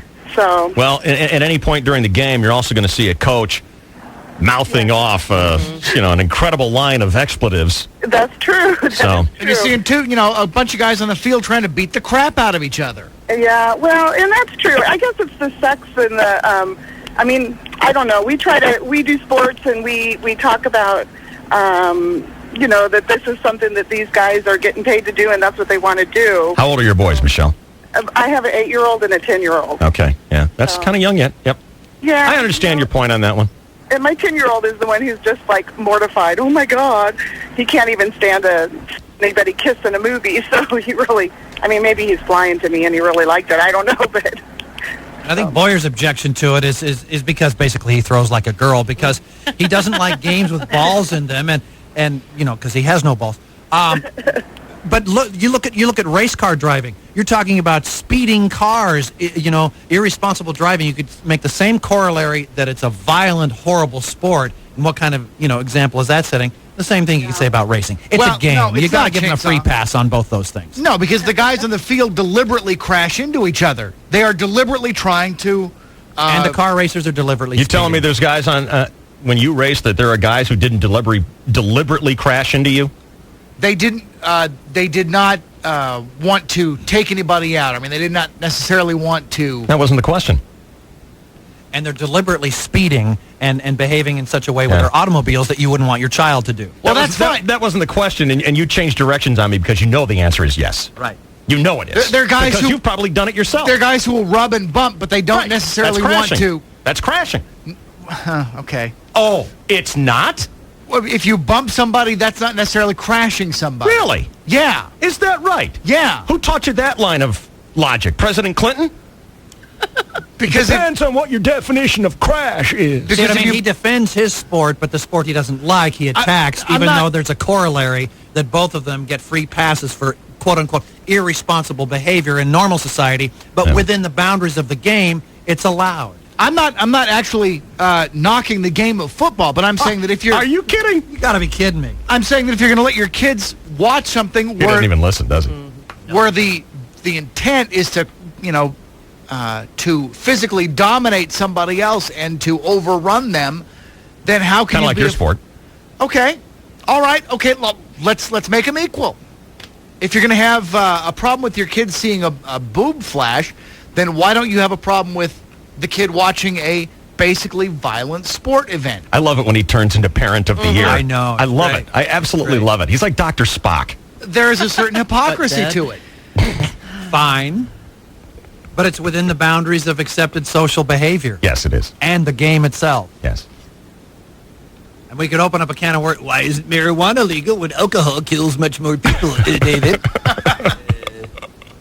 It's just the way it is, and whatever. Well, it just seems like a double standard when parents will sit there and the world is full of them. Allow a child to watch either a video game or a movie where a guy's gunning somebody down, and then, wait a minute, they're actually having sex? Oh, cover your eyes. You're right about that. Here... But because you say it, it's somehow... It's diminished. Its quality is deeply diminished. The outrage of it all. All right, here's Rudy on a KGB. What's going on there, Rudy? Oh, hey, yeah, I was just trying to help out Boyer because, bumping and rubbing, that's what racing's about. I know it. Right. That's what we agree on. That's And good. he was actually denying it for a minute there. He was saying that rubbing and bumping isn't crashing. No. Well, it's not crashing. Crashing is when you have a caution. What if I'd rubbed or bumped that cop car this morning? Who says? Is it actually written out in the race manual that it's not actually a crash until the yellow comes out? Yeah. It is not. It is not. You can smack up against the wall and keep racing, and you crashed into the wall. Now, they'll usually throw a yellow because there's debris on the track. What if there's none? What if you scrape up against the wall and really jack up the side of your car, but nothing falls off? Is it not a crash? It's still a crash. Yeah, it is, isn't it? Huh, imagine that. Thanks for being so easy to get along with. Such a douchebag. Anyway, the point is well taken, though, that, in the context of watching Janet Jackson, you're not, tuning her in to watch her flash her boob. Right. And I could see that would be a little bit unexpected for the parents of young children. Sure. Yeah. Yeah. And unnecessary. Yeah, because you feel like you're in safe haven. It's not like you're watching cable. Right. You're not watching an R-rated movie where you almost expect to see that. You feel like you're in a safety zone. Yeah, you've already watching signed regular off. TV. You've already signed off on the football violent part of it, and you don't expect that's not what you signed up for. Yeah, so I get Michelle's point of view on that. Yeah. Eric, you're on a KGB. What's going on, man?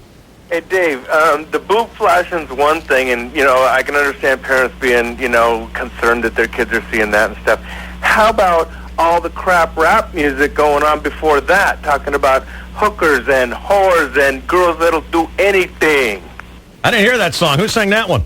Kid Rock. Kid Rock, and then he saved at the end by, I'm a cowboy, baby, and shouting out Houston and Texas and all that. Proud to be in the USA, but USA, there was so much crap. I mean, I don't have an ear for rap music. I didn't understand a lot of what was said, but I can sure pick out the words hooker and whore and girls that'll do anything. Me too. I like how they do that, too. And it's like, you're a hooker, you're a dirty little whore, I want to rape you right in the head. Hey, peace! What? And go USA. What was that? Yeah. Well, the song that Justin was singing with Janet, the line was, I'll get you naked by the end of this song. And that's when he ripped off the thing. So, Yes, come on. They were Quit in pretending with cahoots. us. You. They were in cahooters. yes, they were. I just find the rap music very offensive. Thanks, man. All right, man. I especially like the rap music when you're walking your children through the Jack Murphy Stadium or Qualcomm parking lot and Emmer, effer, cop killer, Emmer, thump, thump, thump, thump, thump. Okay, thank you. Could you turn that? Well, all right, let's just keep walking. Yeah. Hey, John. Hey, guys. What's going on? Just a quick comment. I mean, I've got twin 7-year-olds, right? Just like the lady before who was on. Isn't it funny? We're all talking about what should and shouldn't be done, right? This whole event was sponsored by the NFL. It's their show, right? Yeah, it really is their show, and they're very protective of it, and no one's allowed to use the word Super Bowl and all kinds of crap. Yeah, it's gambling and all that stuff. Yeah. No So gambling. Right. So isn't it interesting that going to such great lengths, right? The streaker, right? At the start of the second half, here's the NFL blotting this thing out, right? None of us can see this guy taking his clothes off, right? Mm-hmm. They don't even mention the fact there's a guy taking his clothes off. And yet every 5 minutes, for the sake of my wife and my kids, I got to block out the werewolf commercial, right? Or the whatever. How about all the boner power commercials? God. Yeah, weren't those beautiful, by the way? But, in the end, it's kind of like, what are they thinking? And what truly is their demographic? If it's a bunch of 20-year-olds drinking beer, great. But the Super Bowl is the one football game that transcends everything. It had a 44 share, and that is big. It was higher than expected, thanks to the drama of the game. Hey, Dan. Its outcome. Hey, Dave, how you doing? Tip top, brother. Yeah, I was watching that CBS after the Super Bowl, and they were showing commercials, and they showed the Victoria's Secret commercial with bras and girls in bras and all this kind of stuff going on. And then right after that, the next commercial was Lion King 1.5. Yeah.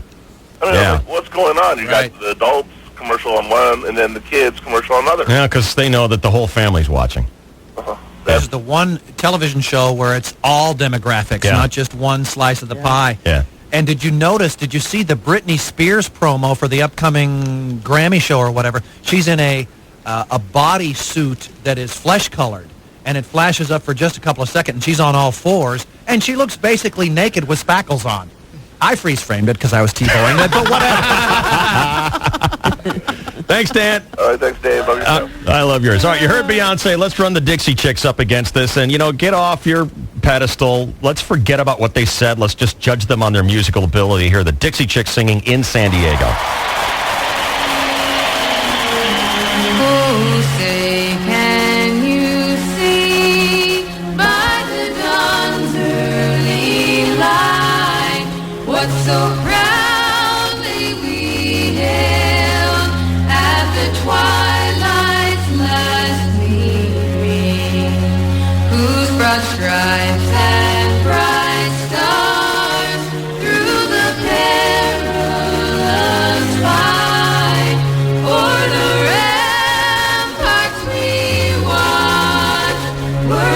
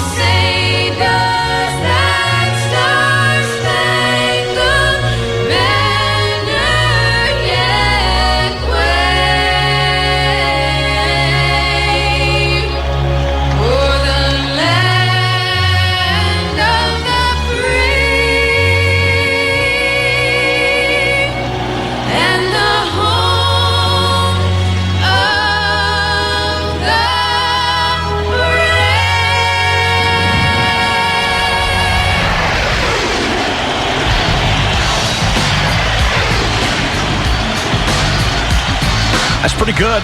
Yeah. I mean, it's completely different from Beyonce, but it's pretty good. And, I know that when we put this up as a poll that they're going to lose because of the whole stupid political stuff that they said. And, that's their fault. And it's too bad. I mean, Benedict Arnold could carry a tune. He was at Super Bowl I, then Sacco and Vanzetti, then the Rosenbergs, and I think Al Jarvis did Super Bowl V. Nice poll. Yeah. Other commie bastards. Sacco and Vanzetti. Whatever. I got a couple more I'm going to put up, and we'll make it a web poll. Who did the all-time best version of the national anthem? Is it Beyonce? Do we have a new leader? I got a couple more I want to run by you. It's KGB. Let's get a traffic update. Here's Route 66. Thanks, Dave. Westbound 52 slows Mission Gorge up over the hill, then from Convoy past the 805. Westbound 94 heavy from Sweetwater Springs, and then 805 into downtown. North 805 slows past the 94, then from Balboa up to the 52. North 5 heavy from the 54 and around SeaWorld Drive towards Claremont Drive. South 5 North County Coast. There's a crash as you approach Basilone, then slow from Poinsettia all the way to Manchester. South 15 slows Felicita to Villa Rancho, then Camino del Norte past Mercy. What would compel an 81-year-old San Diego woman to sell Tupperware for 44 years? Get the scoop on Muriel Poole in the current section of tomorrow's Union Tribune. I'm Ruth 66 with Dave Shelley and Chainsaw, 101.5 KGB.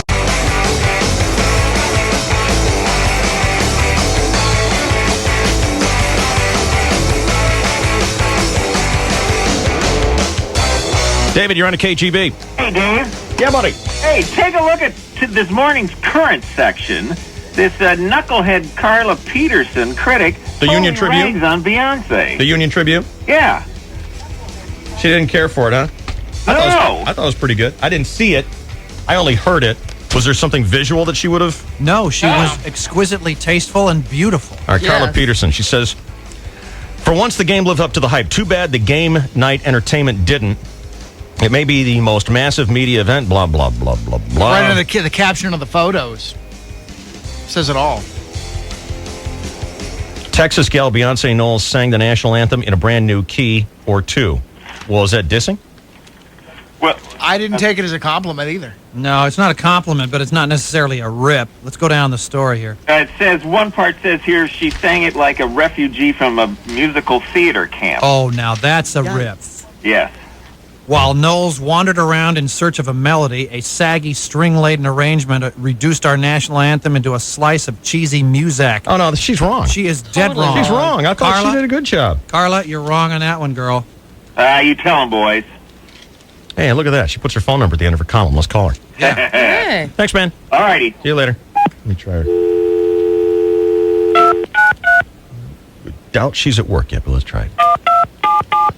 Whoa, that's not right. Butterfingers, what are you dialing with your feet again?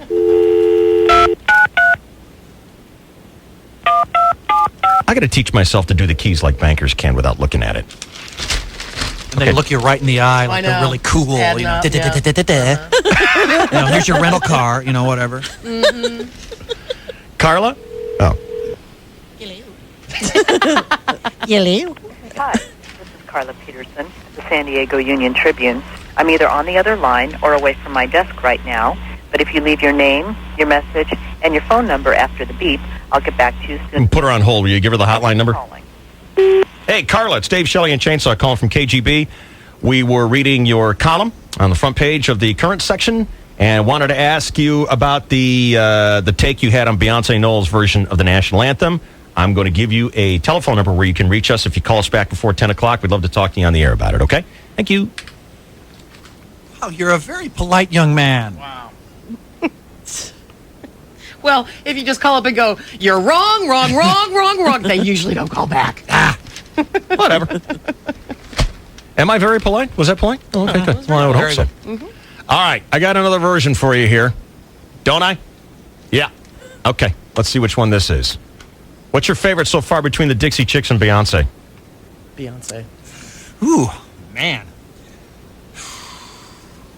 You know, it's almost apples and oranges, but I'm going to go with Beyonce, but I sure like that Dixie Chick rendition. I do too. All right, let's play this one. Play it, you idiot. Turn it on the right button, you moron. That's not it, you idiot.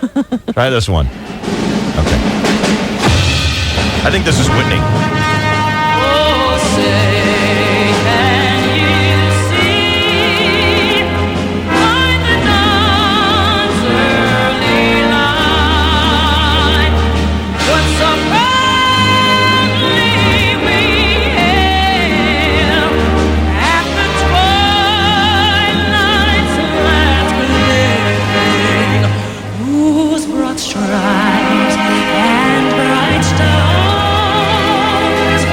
through the perilous fight o'er the ramparts we watched were so carelessly streaming, and the ragged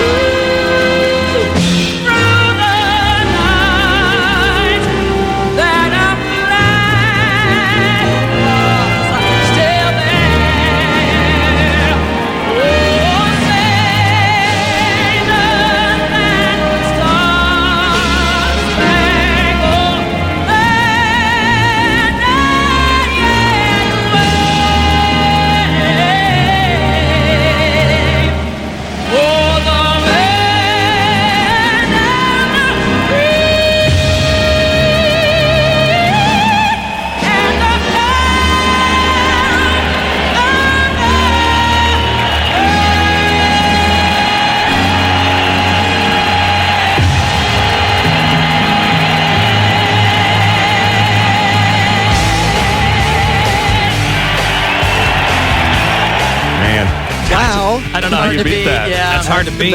In terms of just wailing and belting it out. and hitting it, Yeah. and really hitting it, Yeah. and doing a good job and not missing any notes, all while like getting wailing on it. There's no competition here. Yeah. I thought Beyonce's was a little more artistic, but in terms of just capturing the moment. Remember That's the thing, too. The historical moment of the Desert Storm and all Yeah, that. this was all during Gulf One. And she was the first to really do it that way in terms of a real belt. Yeah. I'm still going to play Fates because I want to give her a chance. Yeah. But I don't know how Whitney loses this one. See, it's because it's a different treatment. Sure. You know, the Dixie Chicks were just kind of cool and laid back. Beyonce's was very Artistic, sister. polished, yeah. And Whitney's is just flat out. Yeah. Kate Smith. Just afterburners, huh? Oh, my God. They're all great. They're all great. You know, you'd be proud to have anybody hear that song. Here's Andy on a KGB. What's going on there, Andy? Hey, how you doing this morning? Love Tip your top. show. Thanks, man. Love yours. Hey, one thing I wanted to know is I don't care if it's Whitney or if it's Beyonce or the Dixie Chicks, but you said that the NFL takes care of making sure they cover everything. Didn't we have Celine Dion do it a few years ago? I mean, didn't someone check a birth certificate? Celine, I don't know if she sang the anthem, but she did sing God Bless America, Land That I Love, or My Home Sweet Home on the 9/11 concert to raise money for the 9/11 victims. And here's Celine Dion, a Canadian, singing My Home Sweet Home. Exactly. And I couldn't get over myself. Yeah. You know, as much as I want to think of myself as not being a drama queen and not being high maintenance, I couldn't get over myself for thinking, why do they have to have a Canadian singing My Home Sweet Home? I could have taken almost like any other song, the national anthem, whatever, but when you're singing it's My Home Sweet Home, I could have taken Roseanne Barr. At least she's I don't know about that, but She's her own country. Yeah, well, Or part of yeah, the I remember that. That was weird. yeah, no one even brought it up. I mean, I thought I'd bring it up. Have a great one. Love Thanks, your man. See you later. And Bill, you're on the KGB. What's going on? Hey, guy, what's happening? Talking to you, buddy. Love your show, man. Love yours. Hey, that Whitney Houston song, hands down, is the best I've ever heard. It brings a tear to my eye every time I hear it. She definitely hammers it home, captures the heart of everybody in my mind, man. Yeah, I want to share that with you. You wouldn't be wrong to choose that right now as your favorite, because it's killer. It's absolute killer. All right, guys, you have a great day. I just want to share my thoughts. See you, Bill. All right, we'll get Faith's version for you, and then we'll put the web poll up. You tell us who did the best of those four choices. Super Bowl, national anthem. You can't miss with any of them. Be interesting to see, though, how much The winner gets away with it. This is KGB.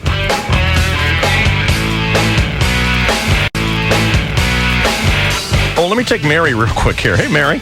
Hi. How are you? Good. How are you? Good. What's your take here? My take is that Cher sang the best national anthem. She belted out a good one at the Super Bowl a couple years ago. I don't remember that. Is there a history of insanity in your family? That seems like it was pretty good. It was good. If you can play the tape of it, play it. It was great. She was great. But not better than Whitney. I thought she was. Yeah. All right. Thanks, Mary. Okay. See ya. Bye. Trini, you're next here. What's up? Hey. Hey. With me? Am I saying your name right? Trini? Trini, yeah. Yeah. Hey. So, I think Celine makes a lot of money here in this home. She keeps a lot of homes. But that's beside the point. I think the point of that concert was to keep the international thing because everybody was lost in that explosion. Not just Americans, not just New Yorkers. I mean, Hey, I admitted every it. end of the world. Trini, I admitted I was being petty. Come on. Well, she could have sang Your Home, Sweet Home. Cut me some slack. She lives Hey, she's making a lot of money in this home. Well, so what? She's not an American.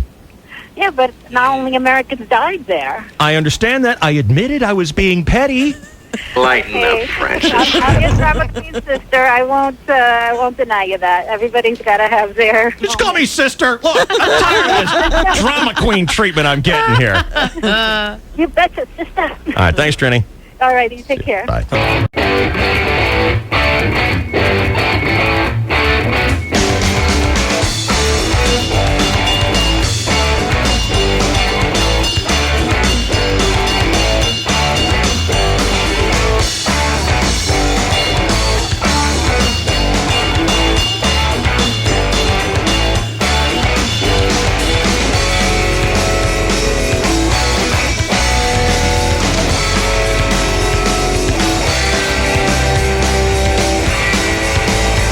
Jane, you're on a KGB. What's going on? Hey, the last time I looked, Canada is part of America. Yeah, man. You're kidding me, right? No, I'm not. North America. We don't have a trademark on that. What are you, like Boyer with a rack or something? Are you kidding me? Nope, last time I looked, we're all part of this whole continent. Hey, it's not North America. It's America. Right. But no. We're all in it together, and I think that was her point, and that's why she's allowed to sing that song. I think it's great. Well, the song was intended for the United States of America. So you're telling me that... Who said that? Who said that? Well, Anybody with a brain. Come on, Yeah. Jane, give me a break. You know that's true. You know it's true. You're being a nitpicker. Oh, thanks. You're being a Boyer. You are. I got Boyer right here in the room to do it for me. Now, you're being redundant. Now, admittedly, Dave is, an enlightened up Francisville, and he admits he's getting carried away, but... you can't mean that song is meant to include Canada. Exactly. And Mexico. Oh, well, You telling me that song includes... Are you telling me that song is supposed to include Mexico? Or why even distinguish between North and South? It's all America. Why don't we have Sergio Mendes do it? Or Evita Peron could get up and sing it for us. Was that song supposed to be about Peru? Well, no, none of the. Why? Why does poor Peru get kicked out, but Canada gets to stay in? This wasn't normal circumstances. Huh? Normal circumstances. Well, from the mountains to the valleys, come on. It's about us. It's about America. And Celine Dion, the big imposter. This isn't the first time she's been busted. She did those Chrysler commercials. Wow. She doesn't even have a driver license. Boy, you're defending Are you a serious? Boyer-esque Yes. nitpicker. She doesn't have a driver's license? No, that was the report. Well, technically in those Chrysler commercials, she's riding. She's not driving. Oh, is she? Yes.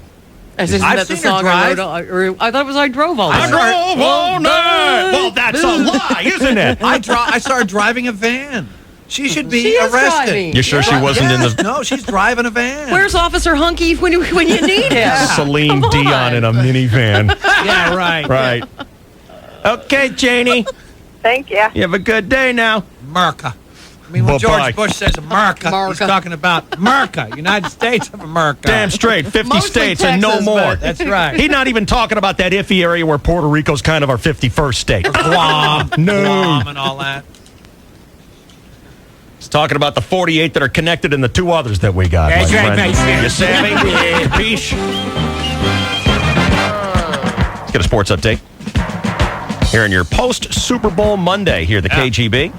Here's Chainsaw. Good morning. Well, good morning, and thank you, David, and hello again, everybody. In the sports world, was Jim Nantz at CBS getting a little carried away when he called it the greatest Super Bowl ever? Maybe a little.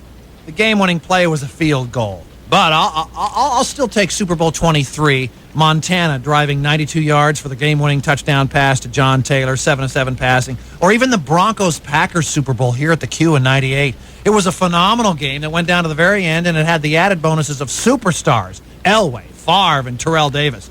But props to this game, got to be top 5 of all time, sure. Tom Brady, 32 of 48 passing for 354 yards and 3 touchdowns, leading the Patriots to a thrilling 32-29 over the spirited Carolina Panthers. And Ruth 66, the Patriots' offensive line was like a lesbian bar yesterday. What's that? No sacks allowed.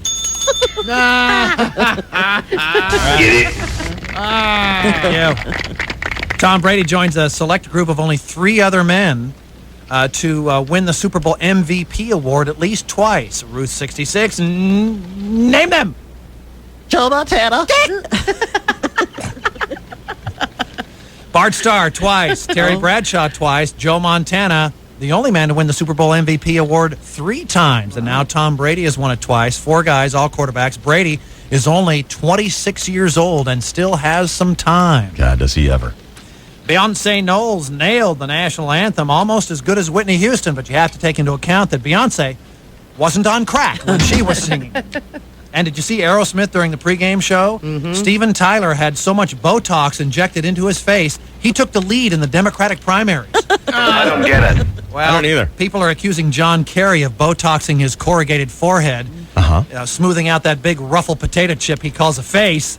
Oh, and that's one big long potato chip right there. And how about Mike Ditka screaming at us to use Levitra? Yeah. Get back in the game. Now try keeping your boner with the image of Mike Ditka trying to keep his boner. Yeah. Oh, not Dawson, brother. Now I've heard everything. I know, me too. You know, I have a question about that spot every time I see it. Yeah? How do you approach a guy and say, is there any chance that you're having difficulties? I mean, how do you know that the guy has, what do they call it, ED? Erectile dysfunction? Dysfunction. How do you know he's got it in the first place? Or does he come down with it and say, hey, I might as well call the people over there at Boner Power and see if they'd like a superstar spokesperson? How does the guy get the spokesperson job for cash? But how do they know that he's got it in the first place? He might not. As we all know, Celine Dion. Well, then he's flat out lying. Celine Dion driving a van. Yeah, he's flat out lying. And maybe they just approached him and said, would you pitch this product? Rafael Palmeiro, a young guy, 38, 39 years old, playing baseball. He did the Viagra stuff. But how do they know that these guys have it? They call him up and ask, and that must take a lot of nags. Problems. And you know what? My wife said she saw it on Oprah, so this qualifies that I didn't see it on Oprah. But they said that guys not being able to sustain the erectile dysfunction could be a product that the old ticker ain't pumping as good as it should. And you ought to get that checked first, because did you see the disclaimers on one of the ads yesterday? It was basically a 60-second commercial, and 45 minutes of it may cause palpitations, shouldn't be older, may cause vomiting. I mean, it was 45 seconds while this beautiful music and these couples were wandering on the beach, and the guy was just telling you that it could cause health problems. So I love the guy who walks into the office. Bob, did you get your hair cut? No. Yeah. Bob, did you lose weight? You can tell. Oh, maybe it's that big boner sticking out of your pants. That's what's different. Gee, you've changed. I don't notice anything in your pants, but is it your hair? There's something different about You it. using a new gel? Yeah, it's the confidence emanating off of his expression. Yeah. Right. And Justin Timberlake is claiming his ripping off Janet Jackson's top, exposing her breast, was a wardrobe malfunction. Mm-hmm. So the next time you see that wimpy little phony singing like Johnny Mathis with asthma, change the channel for all of us, because he's a liar. All right. Lighten up, Francis. I know. He's a worm. In other sports, David. Ready to hear Faith Hill? Yeah. This is our fourth and final. Then we're going to put a web poll up for you, 101kgb.com. Who did the best job?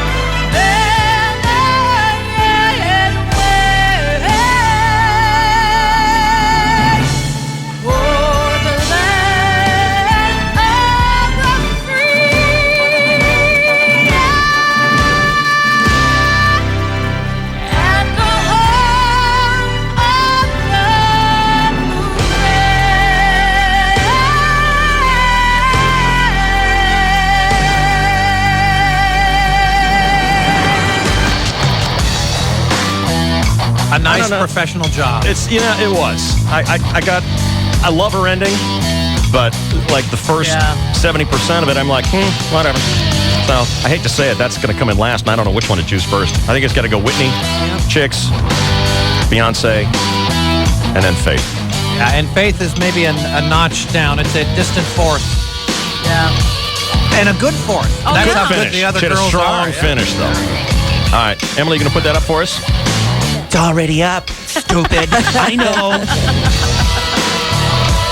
She doesn't even respond to me now when I ask her something. Well, you've done Seriously, something clearly to piss her off. Earlier today, I said, hey, make sure that we do this. She just kept talking to Chucko. Yeah. And I said, could you at least, acknowledge me? And she's like, And what I really loved is when Carly called back and you picked up the hotline and she goes, look, I want to talk to Emily. Do you mind? Yeah. Can you get off the phone, Dad? Can you just get your big nose out of it? Don't really want to talk to you, Dad. Yeah. But you're Did I very already do the important my person. part? No. Would you like to, or you just want to pretend like it happened? Well, let's pretend. All right. Cool. Oh, my. It's 8:37. Creatures of habit. What's the matter? It's tradition. I know. It's tradition. Had to be done. Oh, my.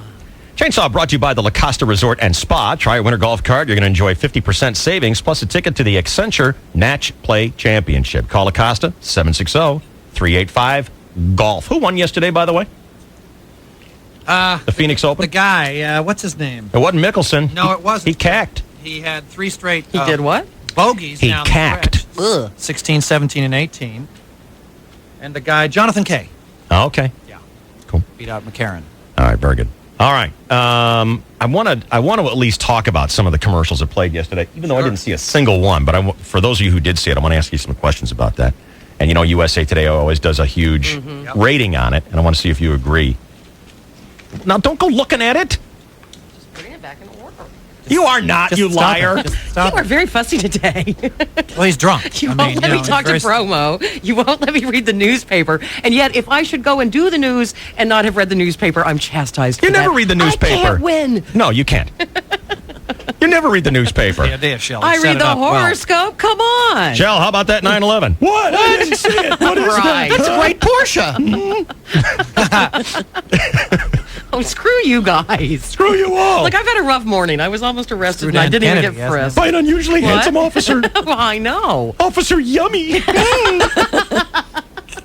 Yeah, you better have a pretty good line of BS. I mean, they had you pulled over, you got out, and you were in the door in 30 seconds. I know. What did they say to you? What did they say, and then what did you say? This happened at 6 o'clock this morning.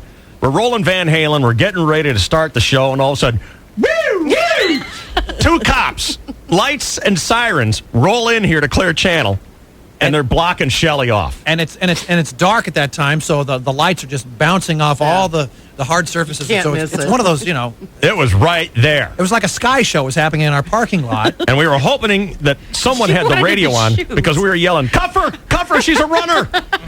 And so they surrounded your car, and you got, what did they say? I was vaguely aware that he was behind me, but I knew the song was ending and I knew I was late. So I thought perhaps there was somebody in the parking lot who did something horrible, and that's why 2 cop cars would be flashing their lights. Be me. Couldn't be I'm me. a very excellent driver. So when I was getting out of the car, thinking, gosh, if I can just make it to the door, I'm sure I'm home free. Right, like running for a church. Don't move. All right. Don't shoot. Yeah. Over the So I PA. held my hands up. You didn't No, do that clever thing where you grab a stick and start brandishing it, I waving it decided at not him? to do that. No, he no, didn't no, have no. his- He didn't have his gun out, and he was just said it to me. He was close enough to say it to me, and then he said, "You were driving crazy," and I said, "No, well, No, I didn't. That was his No, I exact didn't. word? Yeah, he did, and he said you were in that center median well before the turn, and I said I was making that turn there. I work here." On the radio channel. And he said, "Where's your driver's license?" And I said, "Well, I lost it." And I have Oh, an no. appointment. Oh, yeah. Oh, dear. And I have an appointment at the DMV on such and so date to get it back. Which I just casually made up. No, that is true. And so I said, well, here's my Clear Channel ID because I work here and I have all my other documentation. I've got my insurance and registration and all that if you want to see that. And I said, I just want you to not drive in that center median. I was coming the other way. If you'd hit me, I would have been mad. And I said, sir, I apologize. That would make me angry as well. Yeah. Are you going to change your behavior? That's the important thing. I'm going to leave earlier, and I think that'll help. So you were admittedly hurrying, and that's Yes, what I caused was. you to break the law. If you're late again, will you go into the median? I always do that, actually. Good. All right. I just do. I mean, because it's that deserted street. Nobody's there. I can't believe you didn't Except give you- that cop. Except the cop. But there's usually nobody there. Also, when people are jogging, they're usually jogging out in the street coming towards you, and I feel it's safer, although illegal. I feel it's safer to drive down the middle of the road. To go a little wide to Rather avoid than any middle. chance To of go a them little tripping wide. into your car. Exactly. I can dig that. Yeah, and the center median lane is there for that whole road. It's not just, a certain space before the turn. It's there for the whole. That essentially is a 3-lane road. No, it's there for turns that you can only get Right, into but I'm X saying amount that- of feet before the turn. But it is there. I mean, the lane exists all the way down that road. Right, you're right. Right. But the reason for its existence, Is to make a turn. no, is to keep the lanes separated. Okay. Yeah. That's the reason it's there. And as I was informed, at 100 feet, California State Because law. a median is not a lane. I know you found that out. Well, no, it's like saying a cupcake is a glass of water. A median is not a lane. Right. A lane eventually will take its place, Right. but the median is there to separate the two roads. And to Even use though as it's a not a- turn. yeah, to it's- use as a it's- turn right. 100 feet before your turn. Exactly. But no more, and that's what he got you for. That's what he was reminding me of. I can't believe he didn't even give you a fix-it And he let ticket, you though. walk. Star No treatment. driver's license. Star treatment. This It's is a basically shame. like OJ. It really is an OJ situation. Come on. She's OJ. I She's didn't Robert kill Blake. anyone. Whatever. Robert Blake did time. If it had been any of us, he'd have walked around and taken his nightstick and knocked out a taillight. That's broken. Yep. It'd have been Look at Porky's that. all over Are again. you saying that the cops throw down and do illegal things? Chris Boyer. To men, Oh, yes. I would to Boyer too. Well, let's go do it now. Just Look at that headlight there, son. Crash. The problem when a cop pulls over Boyer, everything's already crappy. Oh man, there's nothing here for me to dig up. Son, your entire vehicle is one moving violation. It What takes you doing over 100 there? minutes to write up his fix-it ticket. I actually did hear that one time from a cop. I had a 56 Ford, and that was his statement. Was he from the South? Well, I believe he might have been, No, he wasn't. or maybe it's just me doing a funny voice. When does it get funny? Funny? Funny is in peculiar, not necessarily ha Got funny. it. Okay, now I understand it.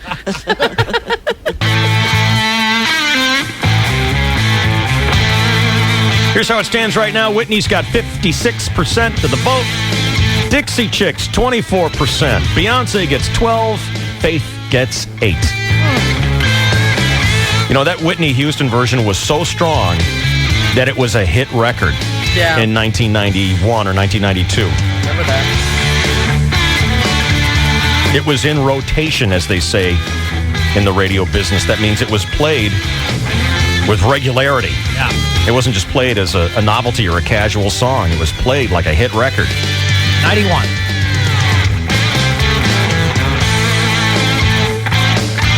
All right, now, before we get to the Super Bowl ads, I have to do something here.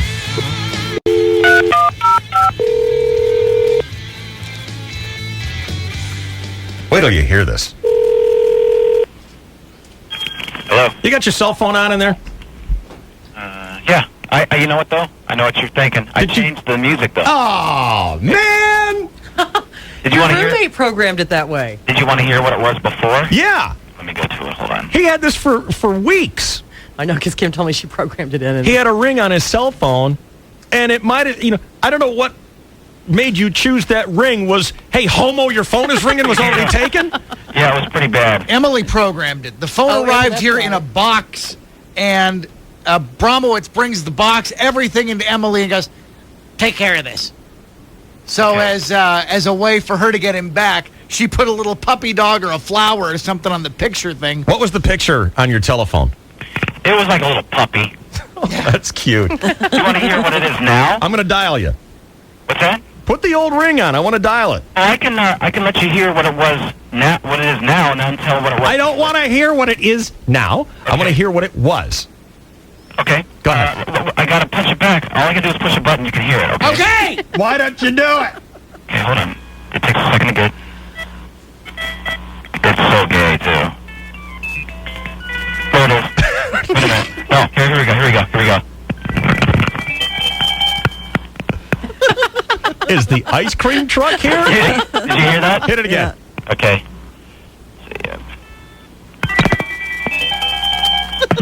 Mr. Rogers' trolley is coming down the track. You gotta answer that with your pinky out and standing on your tiptoes. Oh. Yes, is someone trying to call me on my cell phone? Did you hear the other ones I had choices of? Well, what does it do now? Okay, let me get it. Hold on a second. These damn things take forever. Listen. Oh, that's not gay at all. What the hell is that? I was talking to Chris Rochester the other day, and he was in the hall, and he was all proud of his cell phone because it plays like the theme song from Sanford and Son or something like that. Check it out. I kind of like this one, though. Here's mine, okay? Yeah. Here it goes.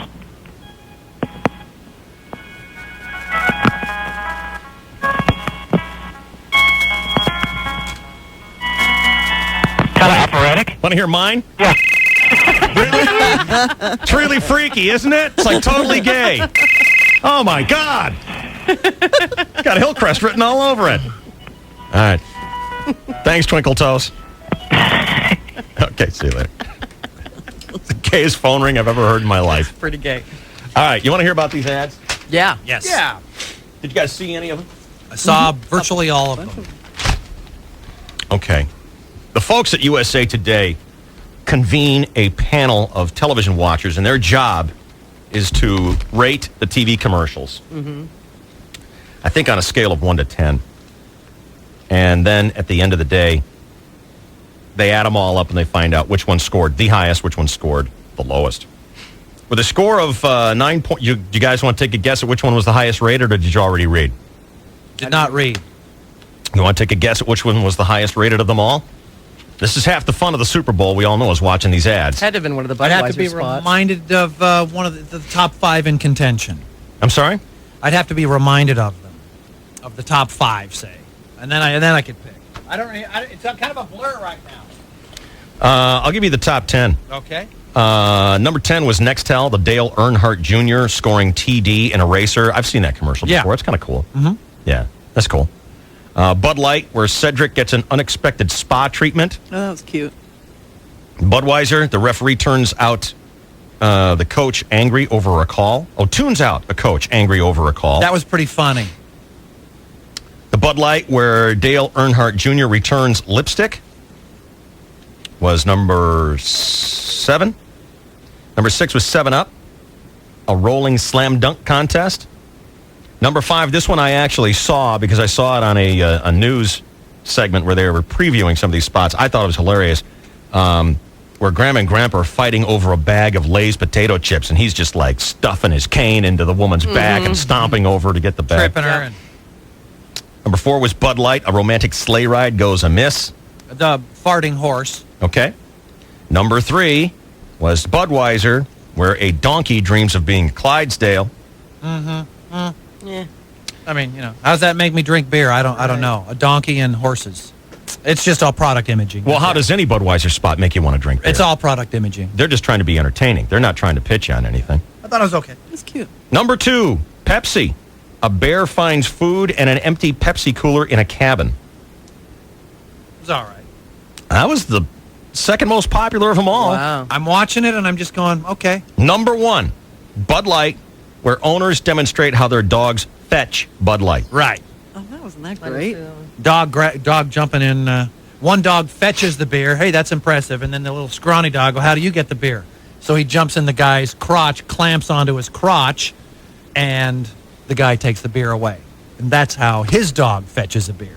Well, I'll tell you what, the thing that you must admit is that Budweiser has the most spectacular ad team in American advertising, because they have 6 of the top 10. Wow. And over the years, in terms of the ad meter, they have the top 5 of the all-time all-time Hall of Fame commercials.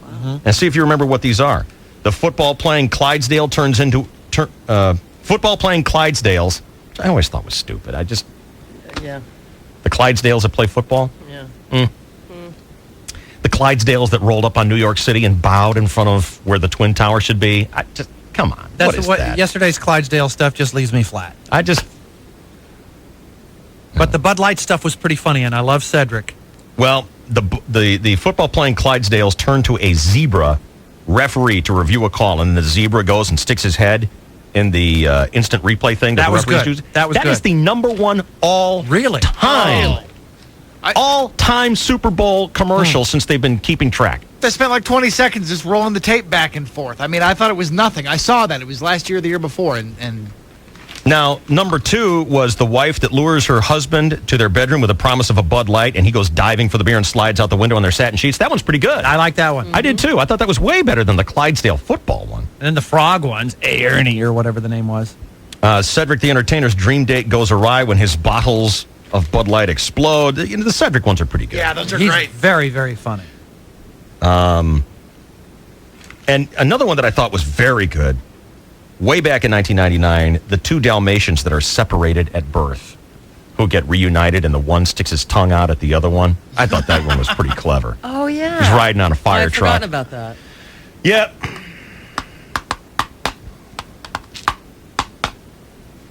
The least popular commercials yesterday.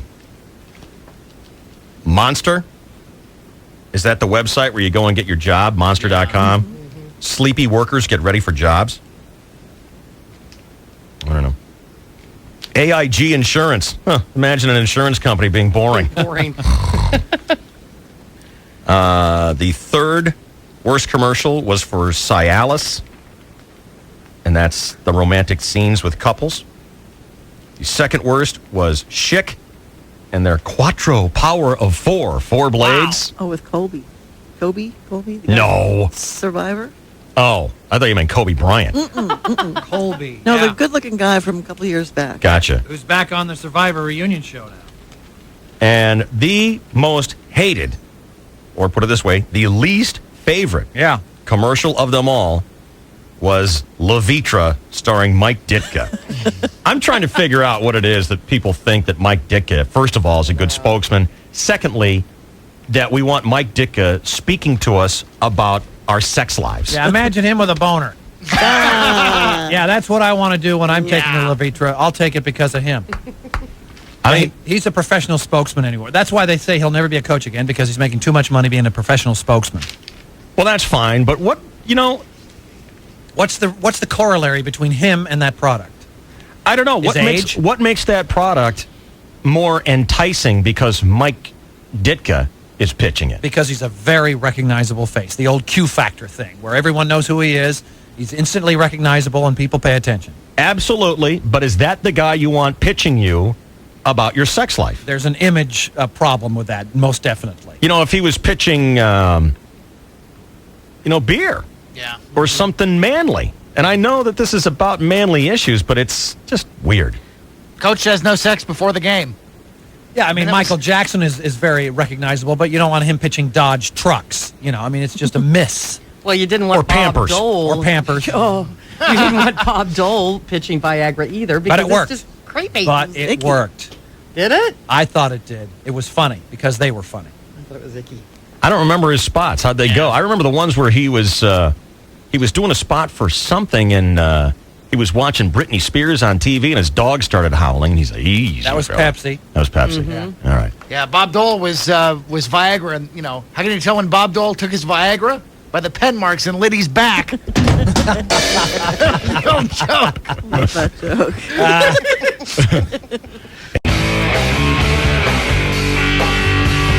Happy birthday to Chucko, who turned 21 this weekend. Oh, yeah. Oh, yeah. Yeah. Yeah, Mom.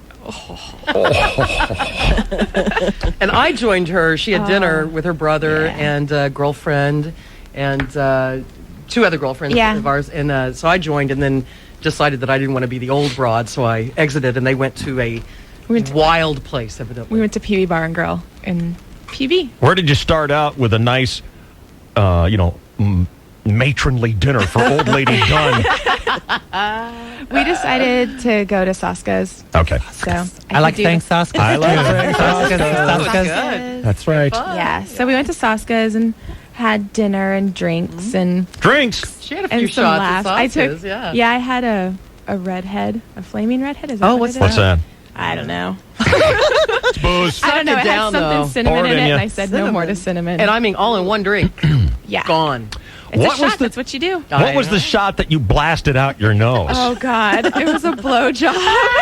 Oh my! Wow, that's powerful stuff. It was the Going worst. down the wrong way. You're What, supposed to uh, do it with Throw just up. your mouth. You're not doing it no right. hands. And it's just, I can't open my throat. And I just have problems there. Oh my God. Jesus God. Poor gag reflex. So, Epiglottal thing it was- going on here. the worst thing ever. Because it was like, Was one it of just the thought of it or something? Did you get it? You know, it's not supposed to be a real one. I don't know what they made for you, but I think it's got like. What did they put in that glass? She's the Virgin Connie Swale. those- exactly. Now you know why. Did you see him make it, or were they like under the bar for a little bit? No, they made it right in front of me, and they put loads of whipped cream on it. Yeah. What And else is in it? loads of whipped cream. Uh-huh. Thanks. This one's made with love. Yeah, we got it. And you do it with just your mouth. So it's like one of those that you have to kind of prepare for it to begin with your mouth. What do you So you're mean? like, Just okay. your mouth. What do you usually You don't drink use with? your hands. You don't use You your cannot hands. pick the glass up with your Yeah, hands. You so have you're supposed to pick it up with your mouth. So I'm we get standing it. there over this shot, this Virgin blowjob Choco. shot, and so I kind of. It was so horrible. I got my mouth around it. I'm sure there was some guy at the end of the bar going, watch this chick with her mouth around this shot glass for about a minute. Was it one of the big ones? No, it was a regular size shot glass. So, Damn I mean, it. I was able to get my mouth. Oh, it's the worst. So I take it. This just sounds so dirty. It does sound dirty. It does. This sounds like the dirtiest thing that's ever been on this show. I just be went fined. I wish you could. everywhere. All out my nose, Oh, my everything. God. It was one of the. Damn It it. was the worst thing ever. But there were It's plenty not- of shots to make up for it later in the night, so it's okay. Wow. Yeah, and it was fun. We How had late did you go? we had a blast. We How started at drunk were 6:30. ya? Did you I go- wasn't drunk. I remember pretty much everything. Oh. I remember Emily coming up to me going, "I danced with your brother. Are you going to be mad at me?" Why? Why would you be mad? Oh, my brother loves my friends. We'll just leave it at that. Literally loves my friends. There's been experience. Yeah. Yeah. So He's a charming fellow. He is. he is a great handsome, guy, yeah. and we had. Steve. He was the best this weekend. He totally pulled through as the best brother this weekend. Saw And his that. friend came down and met us at dinner and sat with us at dinner for a while, and we His just hot, hunky friend. Is he cute, Shell? Oh, they're both darling. Yeah. Yeah. I mean, And how I'm young? sorry, good looking. He's no Officer Yummy. He's no officer yummy, but they're both quite attractive. And men. how old are they? my 23? brother's 23 and his friend is 25, I think. Older Too old man. for you. Too old for. Shelley. Jesse, you're on a KGB. What's going on? Hey, I'm just wondering if Choco's seen anyone. No. As blatant as I am, I would. Yeah, hang on, Jesse. We're not letting you anywhere near her. I like the way she's talking about her. I like the way she talks about her mouth. Blowjob ability of hers. Yeah. Could I teach her a thing or two, please? Ah, She means the drink. the Virgin Choco. Yeah, we had so Are you much still a fun. virgin, We danced. Choco? I'm still a virgin. Okay, good. Although the Virgin Technically. Choco Girl. is on the F Street commercial talking about dildos and That's Where is it? split crotch panties. What? Split crotch panties? Choco! I'm sorry. I've Where got is these it? great earrings. Steve Asaro goes, "Hey, can you voice this for me?" And I'm like, Steve Asaro. "Steve Asaro." Arlo, that's a good So name. yeah, I've got these great earrings because they have a little hook for my ankles. That was Choco taking a Choco was taking a laugh shot at you there. yeah, that was yeah. My birthday present was the earrings. Yeah, that's exactly. Did you go out like at midnight on your birthday? My brother and I went to dinner Friday night, and then we were going to go out at 11. And he's a limo driver, and he got called at 11. And his boss said, "If you don't want to work tomorrow night and you want to keep your job, then you have to work." So Pull the old if you want to keep your job if you, routine. yeah, and he was really, really upset. My brother wanted to buy me my first drink and everything, but So I were went you out with a alone? friend. Oh, you had a friend. Okay. I went out with one of my And friends. what did you order for your very first legal drink? My very first legal drink was a Midori Sour. That's what you like? Yeah, I like those. It was just, I don't know, something fun, and That's it what you did, probably okay. wasn't the best drink I could have ordered, but Did the it was the bartender say first anything one about your that came to birthday? mind. No. Nothing? We went to a horrible, horrible place on Friday night. What's it rhyme with? What does it rhyme with? Bunny hoe? I don't know. Bunny hoe? That's what it rhymes with. Bunny hoe? Yeah. Hang on, mics are going on. Okay, cool. All right. What was it so horrible? It was just this random place. One of our friends from high school was down there. He's like, "Oh, we're at the best place ever. Come and visit." And Does he see talk like us." that? Yeah. That's kind of a high how voice. That's how he talks. That's kind of a high voice. He's metrosexual.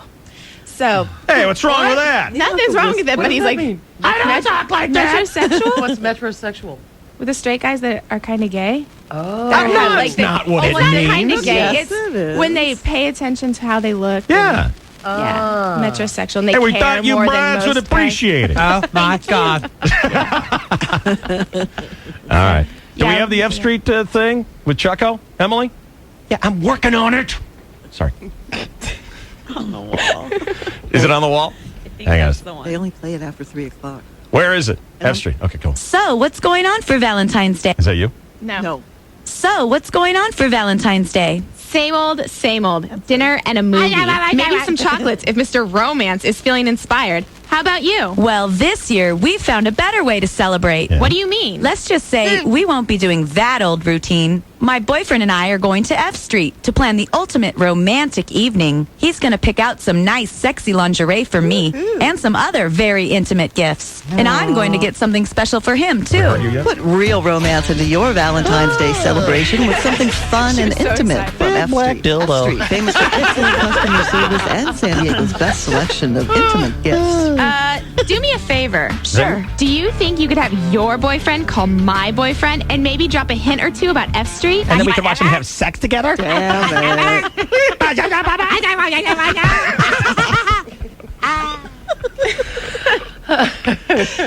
Hey, Jesse, you still there? Yes, sir. Yeah, buddy, hang on. Is Chucko seeing anybody?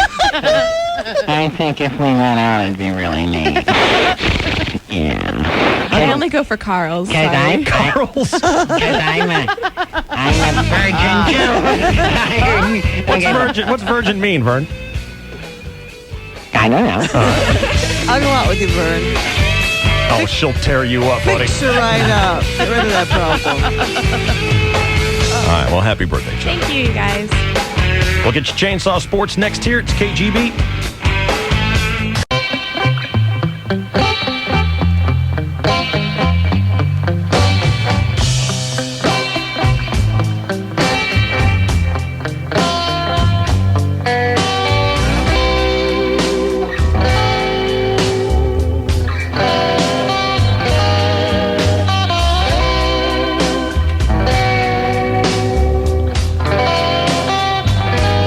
Is Jesse asking you out?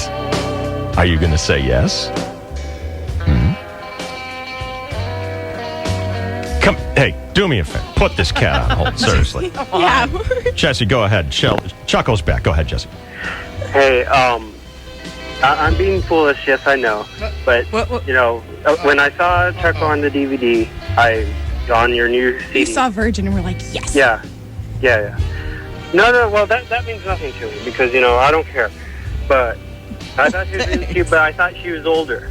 You know, plus me turning 21 myself last year, December 23rd. And last year I also graduated from culinary school. So I was wondering What school? Culinary. I'm a chef. Oh. So I was wondering, you know, if Chucko would like to go out, you know, to a dinner or a movie or something like that. Yeah, what do you look like? And what was the worst case scenario that you said? Well, worst case scenario that, you know, if you didn't want to go out, I'd cook you dinner. I got a sausage for you right here. Cute, Chainsaw. Very cute. That was Yeah, what do you look like, Jesse? Voyeur. A very young Cheech Martin. Sweet. You know, Cheech and Chong. That's what you're hoping for. Yeah. Yeah. What? Welcome to Cheech the is the club, man. Choco. What's that? Welcome to the club. Cheech Martin. Marin. Good. Except I don't have Martin. the mustache. I don't have the mustache. I'm shaved, and I'm, a little bit lighter built. What are you making a year? I don't know just yet because I just recently got a job at Harrah's Casino. Did you have any questions you wanted to ask, You a Choco? bartender? No, I'm not a bartender. I'm a cook. I'm a chef. Oh, chef. I should have got that. Yeah. I don't know. I don't know. Why don't you put down your number and you just never know. Maybe we'll see what happens. Hang on, Jess. Okay.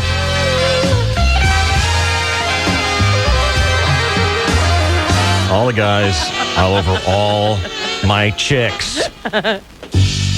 Officers screeching into the parking lot this morning, making up traffic infractions so we can take an eye full of Shelley Dunn.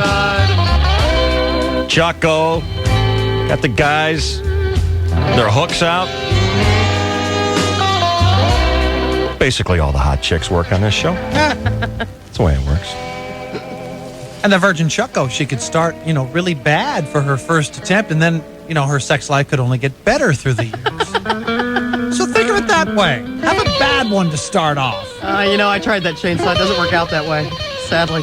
That old optimistic preparing to fail, huh? Yeah. What a And then coach. build, and then build. Have you started the new year waking up feeling achy, tired, restless? Well, it could be it's time to replace your old worn-out mattress with a new luxurious mattress set from Sleep Train. This is a great time to do it because right now, each and every Simmons Beauty Rest model is on sale at closeout prices. So lower prices, great savings for you on one of the top names in the bedding business. And if you buy a floor model, the savings are even greater. Now check this. When you purchase any Simmons Beauty Rest mattress set, Sleep Train's going to hook you up 12 months free financing. That's no down payment, no monthly payment, and no interest. I'm trying to figure out where you pay there, and I don't see it anywhere. If that's not enough to convince you, Sleep Train guarantees to beat anyone's price on any comparable mattress set by at least 5% for a full 90 days, and you get free same-day delivery. When you purchase your mattress before 2 o'clock, they're going to set it up for free. They're going to take your old one away for free. I think you get laid or something. The whole thing, it's a total package. Stop by Sleep Train today and start sleeping better tonight. Sleep Train is your ticket to a better night's sleep.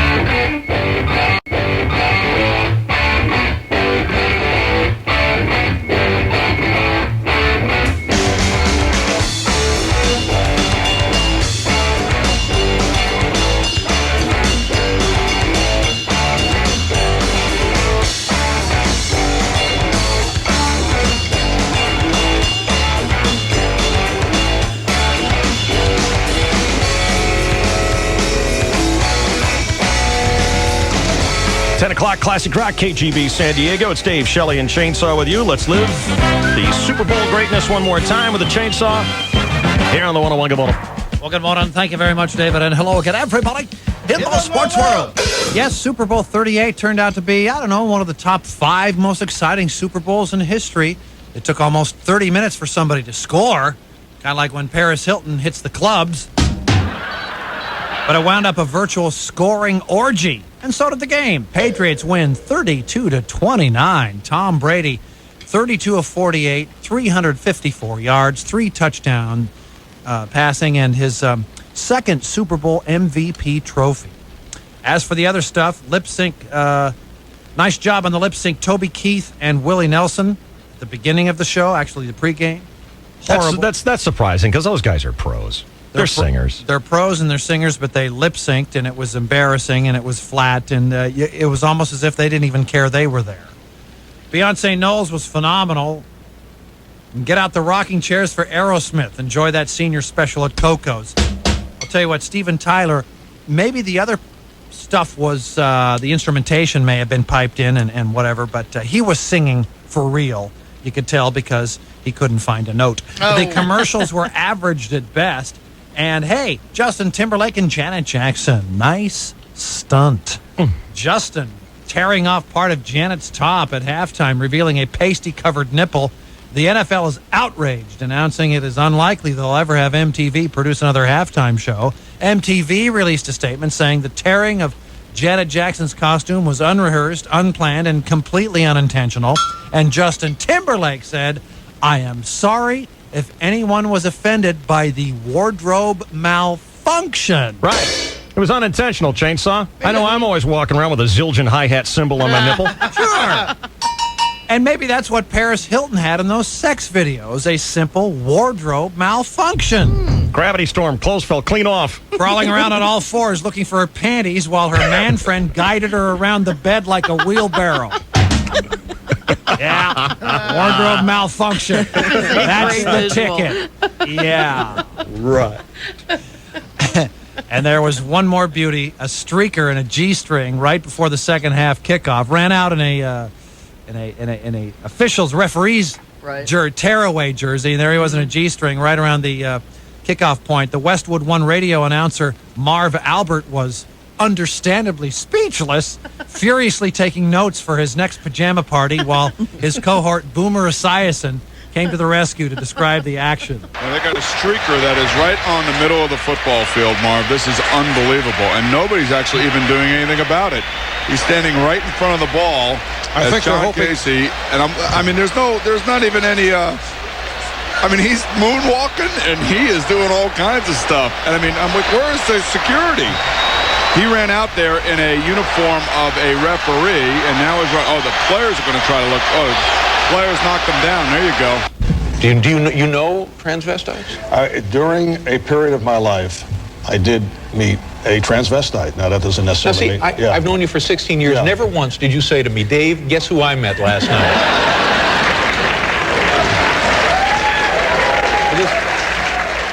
So there you have it. The Patriots win their second Super Bowl in 3 years. Quarterback Tom Brady creating a legend.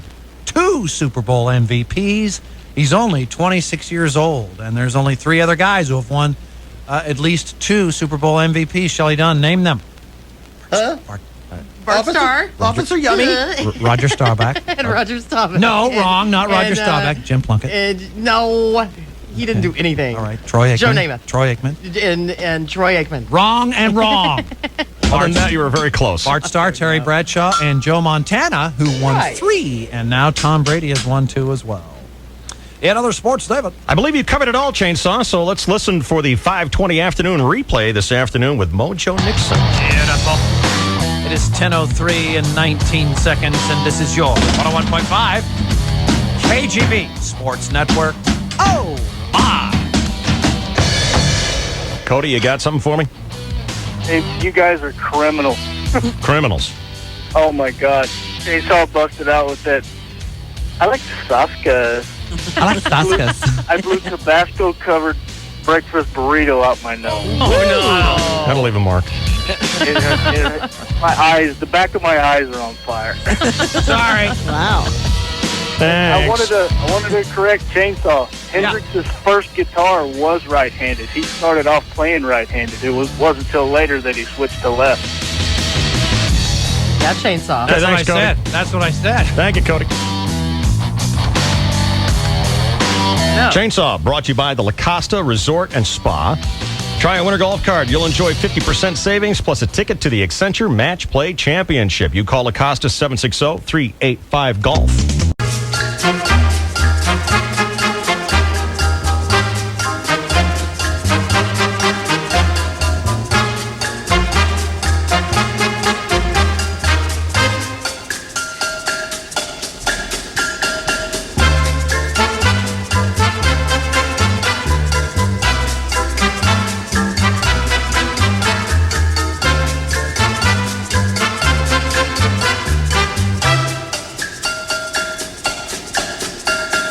All right. Thank you, friends. And thank you to Shell Lubricant.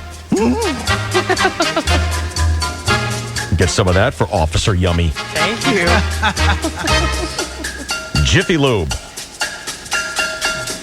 Our sponsors today here, the Dave Shelley and Chainsaw Radio Show.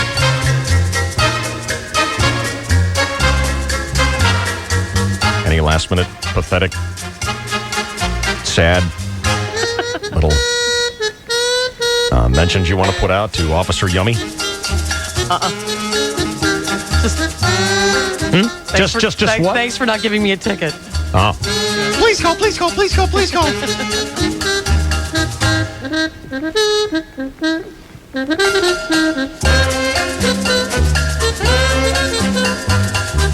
Because it sounds kind of like that time that Abramowitz was on the air going, the crowd, that girl. No, it doesn't. Of course it doesn't. Of course it doesn't. Of course it doesn't. It'd be ridiculous, Come David. on. But we really do mean it, Officer Yummy. I'm sure he was just doing his job. There's another job I have for him, though. I just commented that he was unusually good looking. Well,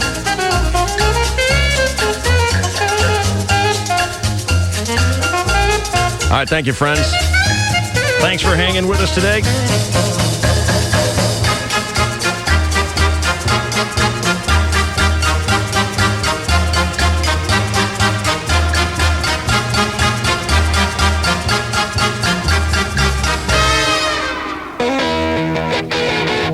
Brian Shock plays classic rock next here on KGB San Diego. Mojo. What the hell? There's nothing going on.